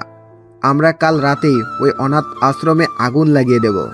যখন ওর সব আপন মানুষগুলো আগুনে পুড়ে মরবে, তখন ওই বৃষ্টি নিজের খাঁচা ভেঙে ঠিকই বাইরে বেরিয়ে আসবে, আর তখন আরাবও ওকে আটকাতে পারবে না। সুলতানের এই ভয়ঙ্কর পরিকল্পনার কথা শুনে রকির মুখে এক শয়তানি হাসি ফুটে ওঠে। তারা অনাথ আশ্রমে নিরীহ বাচ্চাদের পুড়িয়ে মারার এক জঘন্য চক্রান্ত তৈরি করে ফেলে। এদিকে রাতের বেলা আরাবের প্রাসাদে এক নিস্তব্ধতা বিরাজ করছে। আরাবের বেডরুমে শুধু একটা নীল রঙের ডিম লাইট জ্বলছে। রাত প্রায় 2টো বাজে। বৃষ্টির 2 চোখ ঘুমে ঢুলু ঢুলু, কিন্তু সে জোর করে জেগে আছে। আরাবের জ্বর এখন কিছুটা কমেছে, কিন্তু তার শরীর তখনও ঘামে ভিজে আছে। বৃষ্টি একটা শুকনো তোয়ালে দিয়ে খুব সাবধানে আরাবের বুক আর গলার খামগুলো মুছে দেয়। আরাবের চওড়া বুকের পেশিগুলো স্পষ্ট বোঝা যাচ্ছে। বৃষ্টির হাতে নরম স্পর্শে আরাফের ঘুম ভেঙে যায়। সে খুব ধীর গতিতে নিজের চোখ মেলে তাকায়। নীল আলোতে বৃষ্টির মায়াবী মুখটা দেখে তার মনে হয় সে যেন কোনো স্বর্গে আছে। আরাফ খুব কষ্ট করে নিজের ডান হাতটা তুলে বৃষ্টির গালে রাখে। তুমি এখনো ঘুমাওনি পিচ্ছি? সারা রাত এভাবে বসে থাকলে তুমি তো নিজে অসুস্থ হয়ে পড়বে। আমার কাছে এসো। আমি ঠিক আছি আরাব। আপনার শরীর এখন কেমন আছে? জ্বরটা কিছুটা কমেছে, কিন্তু ব্যথা কি খুব বেশি হচ্ছে? আপনি আর একটু ঘুমিয়ে নিন, আপনার বিশ্রামের খুব প্রয়োজন। আরাফ কোনো কথা না বলে বৃষ্টির ডান হাতটা ধরে এক টানে তাকে নিজের বুকের উপর শুয়ে দেয়। বৃষ্টি চমকে উঠে বাধা দেওয়ার চেষ্টা করে, কিন্তু আরাফের শক্তির কাছে সে সবসময় পরাজিত হয়।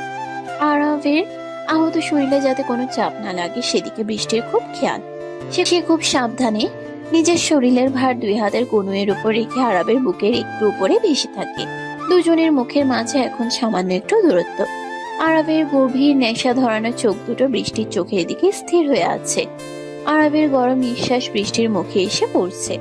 ঘরের নীরবতার মাঝে শুধু তাদের দুজনের হৃদস্পন্দনের শব্দ শোনা যাচ্ছে। পুলিশকে তুমি কি বললে বৃষ্টি? আমি কি সত্যি তোমার হবু স্বামী, নাকি সেটা শুধু আমাকে বাঁচানোর জন্য একটা মিথ্যে অভিনয় ছিল? তুমি কি সত্যি আমাকে এই অধিকারটা দিয়েছো? আমি কোনো অভিনয় করিনি আরাব। আমি জানি আপনি অনেক খারাপ কাজ করেছেন। আপনার দুনিয়াটা খুব অন্ধকার, কিন্তু আপনার ওই অন্ধকারের ভেতরে লুকিয়ে থাকা আলোটা শুধু আমি দেখতে পেয়েছি। আপনি আমার জন্য নিজের জীবন বিপন্ন করেছেন। আমি চাইলেও আপনাকে আর ঘৃণা করতে পারি না। বৃষ্টির এই স্পষ্ট স্বীকারোক্তি আরাফের বুকের ভেতরে এক বিশাল তৃপ্তির জন্ম দেয়। সে আর এক মুহূর্ত অপেক্ষা না করে নিজের বাঁ হাত দিয়ে বৃষ্টির মাথার পেছনে চুলগুলো শক্ত করে খামছে ধরে এবং তাকে নিজের মুখের উপর নামিয়ে আনে। আরাফের ঠোঁট জোড়া বৃষ্টির নরম ঠোঁটের উপর আশ্রে পড়ে। এই চুম্বন আগের মতো কোনো জোর বা জবরদস্তি নেই,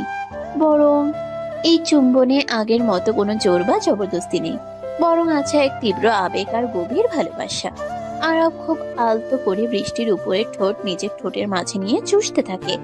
তারপর নিচের ঠোঁটে হালকা একটা কামড় বসিয়ে দেয়। বৃষ্টি ব্যথায় আর এক অচেনা সুখে চোখ বন্ধ করে ফেলে। তার মুখ দিয়ে এখন একটা অস্ফুট আহ শব্দ বেরিয়ে আসে। আরাফ এই সুযোগে নিজের জীব বৃষ্টির মুখের ভিতর ঢুকিয়ে দিয়ে তাকে পুরোপুরি নিজের আয়ত্তে নিয়ে নেয়। বৃষ্টির সারা শরীরে যেন বিদ্যুতের ঢেউ খেলে যায়। সে নিজের 2 হাত দিয়ে আরাফের খালি বুকের পেশিগুলো খামচে ধরে এবং চুমুর গভীরতায় সমানভাবে সাড়া দিতে শুরু করে। আরাব, আপনার সেলাই ব্যথা লাগবে, প্লিজ একটু শান্ত হন। তুমি কাছে থাকলে আমার সব ব্যথা আনন্দ হয়ে যায় বৃষ্টি। আজ আমাকে বাধা দিও না, আমি তোমাকে পুরোপুরি অনুভব করতে চাই। আরাফ বৃষ্টির ঠোঁট ছেড়ে দিয়ে তার গলায় আর ঘাড়ে পাগলের মতো চুমু খেতে শুরু করে। তার দাঁতের হালকা ঘর্ষণে বৃষ্টির ফর্সা গলায় একের পর এক লাল দাগ তৈরি হতে থাকে। আরবের ডান হাতটা বৃষ্টির শাড়ির আঁচল সরিয়ে দিয়ে তার খালি কোমরের উপর গিয়ে পড়ে। আরবের হাতের গরম স্পর্শে বৃষ্টির শরীর ধনুকের মতো বেঁকে যায়। সে আরবের চুলের ভেতর নিজের আঙ্গুল ঢুকিয়ে দিয়ে তাকে আরো শক্ত করে জড়িয়ে ধরে। আরবের হাত ক্রমশ কোমরের উপর থেকে পিঠের দিকে এগোতে থাকে। সে খুব সাবধানে বৃষ্টির ব্লাউজের হুকগুলো একটা একটা করে খুলতে শুরু করে। বৃষ্টির সরাসরি লজ্জায় আর উত্তেজনায় থরথর করে কাঁপছে, কিন্তু সে আরবকে কোনোভাবেই বাধা দেয় না।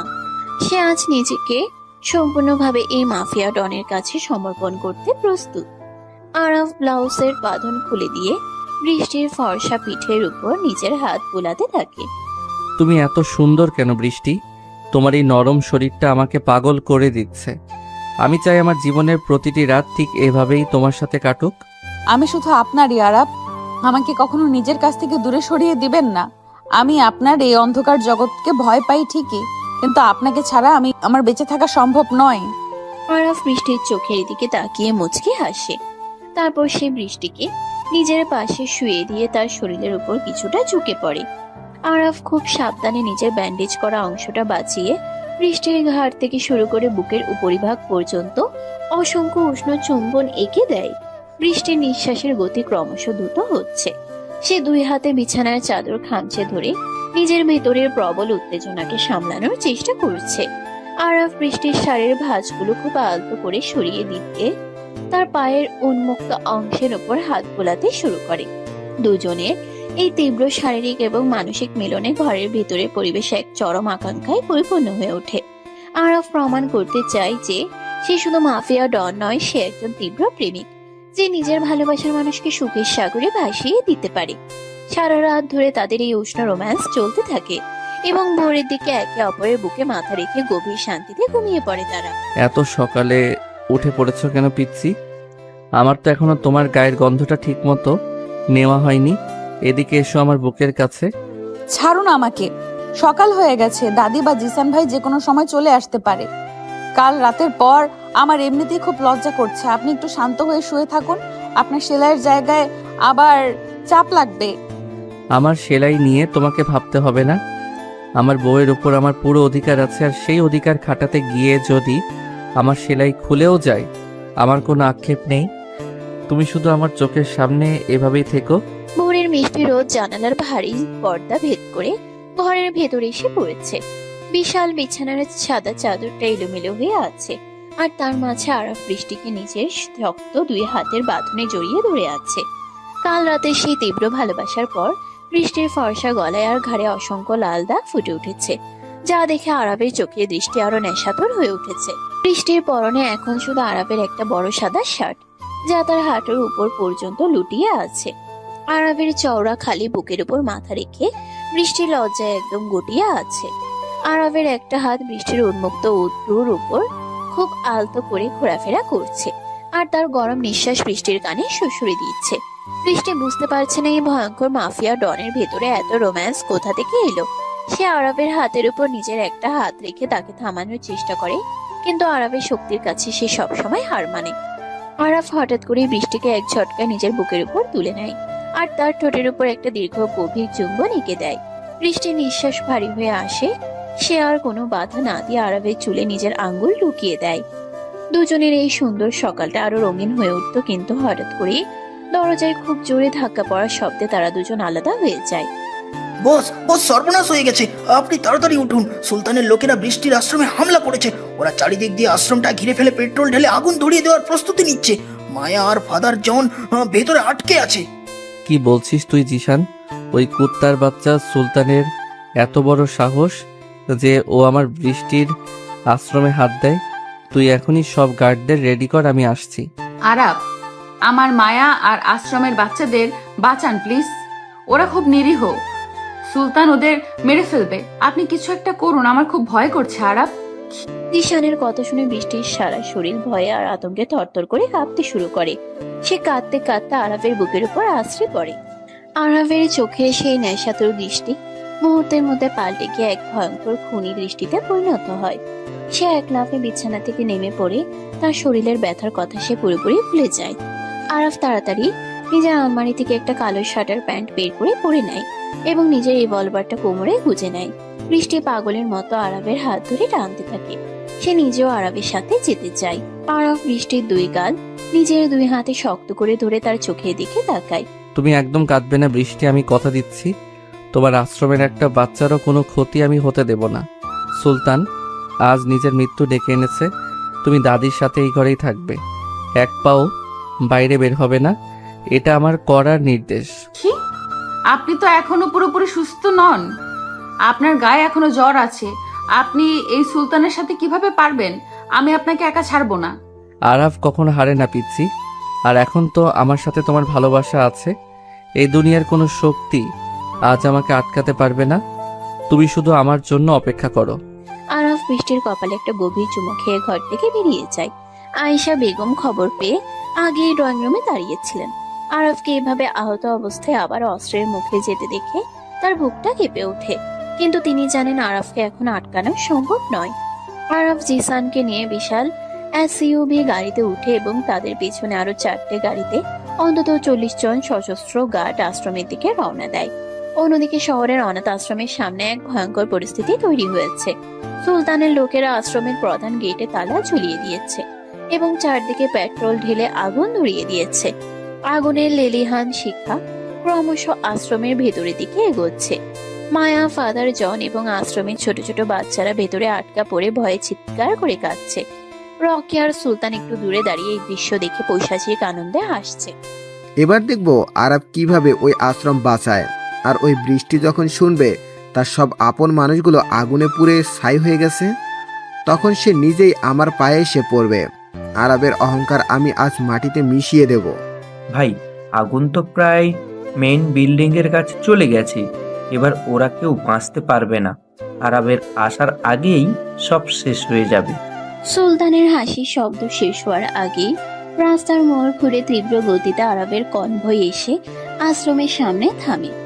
আরবের কালো এসইউভি গাড়িটা সোজা এসে সুলতানের একটা জিপকে সজোরে ধাক্কা মারে। জিপটা উল্টে গিয়ে রাস্তার পাশে ছিটকে পড়ে। সুলতান আর রকি চমকে উঠে, তারা বুঝতে পারেনি আরাফ এত তাড়াতাড়ি এখানে এসে পৌঁছে যাবে। গাড়ির দরজা খুলে আরাফ বেরিয়ে আসে। তার চোখে মুখে এখন আক্ষরিক অর্থেই আগুন জ্বলছে। সে কোনো কথা না বলে সরাসরি নিজের রিভলভার বের করে গুলি চালাতে শুরু করে। প্রথম গুলিতেই সুলতানের একজন গার্ড মাটিতে লুটিয়ে পড়ে। জিসান এবং আরাফের অন্যান্য লোকেরাও গাড়ি থেকে নেমে বৃষ্টির মতো গুলি চালাতে শুরু করে। মুহূর্তের মধ্যে আশ্রমের সামনের রাস্তাটা একটা যুদ্ধক্ষেত্রে পরিণত হয়। জিশান, তুই ছেলেদের নিয়ে পেছনের দেওয়াল ভেঙে আশ্রমের ভেতরে ঢোক। আর মায়া, ফাদার জন আর বাচ্চাদের নিরাপদে বাইরে বের করে আন। সুলতান আর ওর কুত্তাগুলোকে আজ আমি নিজের হাতে শেষ করব। ঠিক আছে বস, আপনি সাবধানে থাকবেন। সুলতানের হাতে ভারী অস্ত্র আছে বস, ভারী অস্ত্র। ঈশান কয়েকজনকে নিয়ে আশ্রমের পেছনের দিকে ছুটে যায়। আরাফ একাই সুলতানের লোকেদের উপর মৃত্যুর মতো ঝাঁপিয়ে পড়ে। তার আহত কাঁধ থেকে আবার রক্ত ঝরতে শুরু করেছে। শার্টের এক পাশ ভিজে যাচ্ছে, কিন্তু আরাফের সেদিকে কোনো ভ্রুক্ষেপ নেই। সে একটানা গুলি চালিয়ে রকির সঙ্গীদের একে একে শেষ করে দেয়।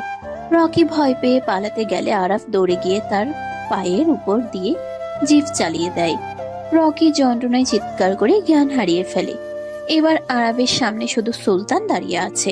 সুলতানের রিভলভারের গুলি শেষ হয়ে গেছে। সে ভয়ে কাঁপতে কাঁপতে পেছনের দিকে এগোতে থাকে। আরাফ নিজের রিভলভারটা ছুঁড়ে ফেলে দিয়ে খালি হাতে সুলতানের দিকে এগিয়ে যায়।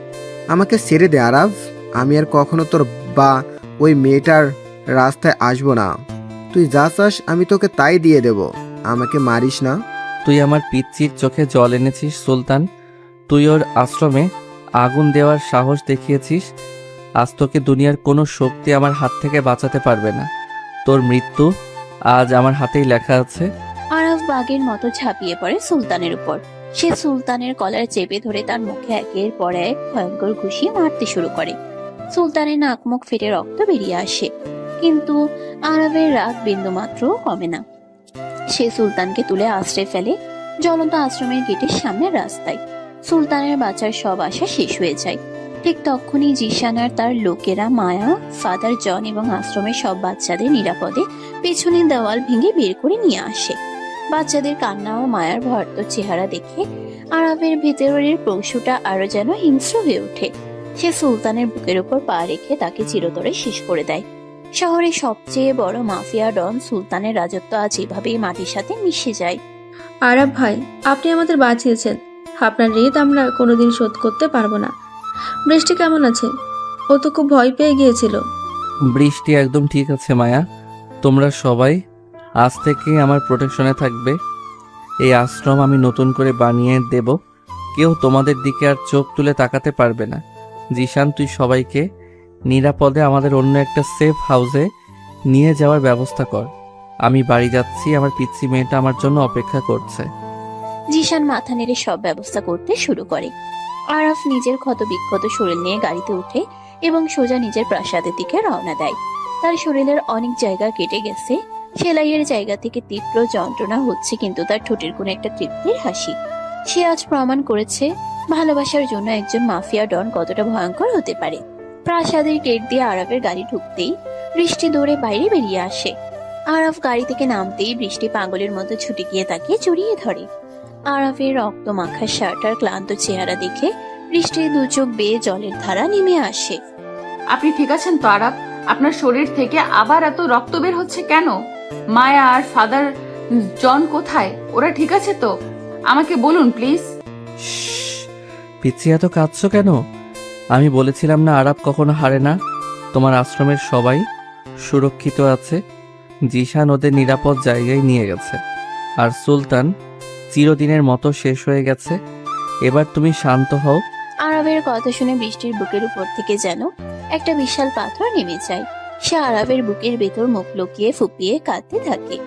আরাফ খুব আলতো করে বৃষ্টির পিঠে হাত বুলিয়ে দেয়। আয়েশা বেগম ছুটে এসে আরাফকে ধরাধরি করে ভেতরে নিয়ে যান। ডাক্তার সুমিরকে আবার খবর দেওয়া হয়। আরাবের চিকিৎসা চলে পুরো 1 সপ্তাহ। এই 1 সপ্তাহ বৃষ্টি আরাবের পাশ থেকে এক মুহূর্তের জন্য সরেনি। নিজের হাতে খাইয়ে দেওয়া, ওষুধ দেওয়া থেকে শুরু করে আরাবের সব কাজ সে খুব ভালোবেসে করেছে। আরাবের প্রতি তার যে ভয় আর ঘৃণা ছিল তা সম্পূর্ণ মুছে গিয়ে সেখানে এক তীব্র নির্ভরতা আর গভীর ভালোবাসা জায়গা করে নিয়েছে। আরাব, তুই এবার সম্পূর্ণ সুস্থ। আর এই কদিনে আমি বুঝে গেছি বৃষ্টি ছাড়া তুই অচল, আর তুই ছাড়া বৃষ্টি। আমি চাই তোরা এবার সামাজিকভাবে এক হয়ে যা। আমি কালই তোদের বিয়ের সব ব্যবস্থা করছি। এই বাড়িতে এবার একটু খুশির হাওয়া দরকার। তুমি যা ভালো বোঝো দাদি, আমার কোনো আপত্তি নেই। তবে আমার পিচ্চির মতামতটা একবার নিয়ে নিও।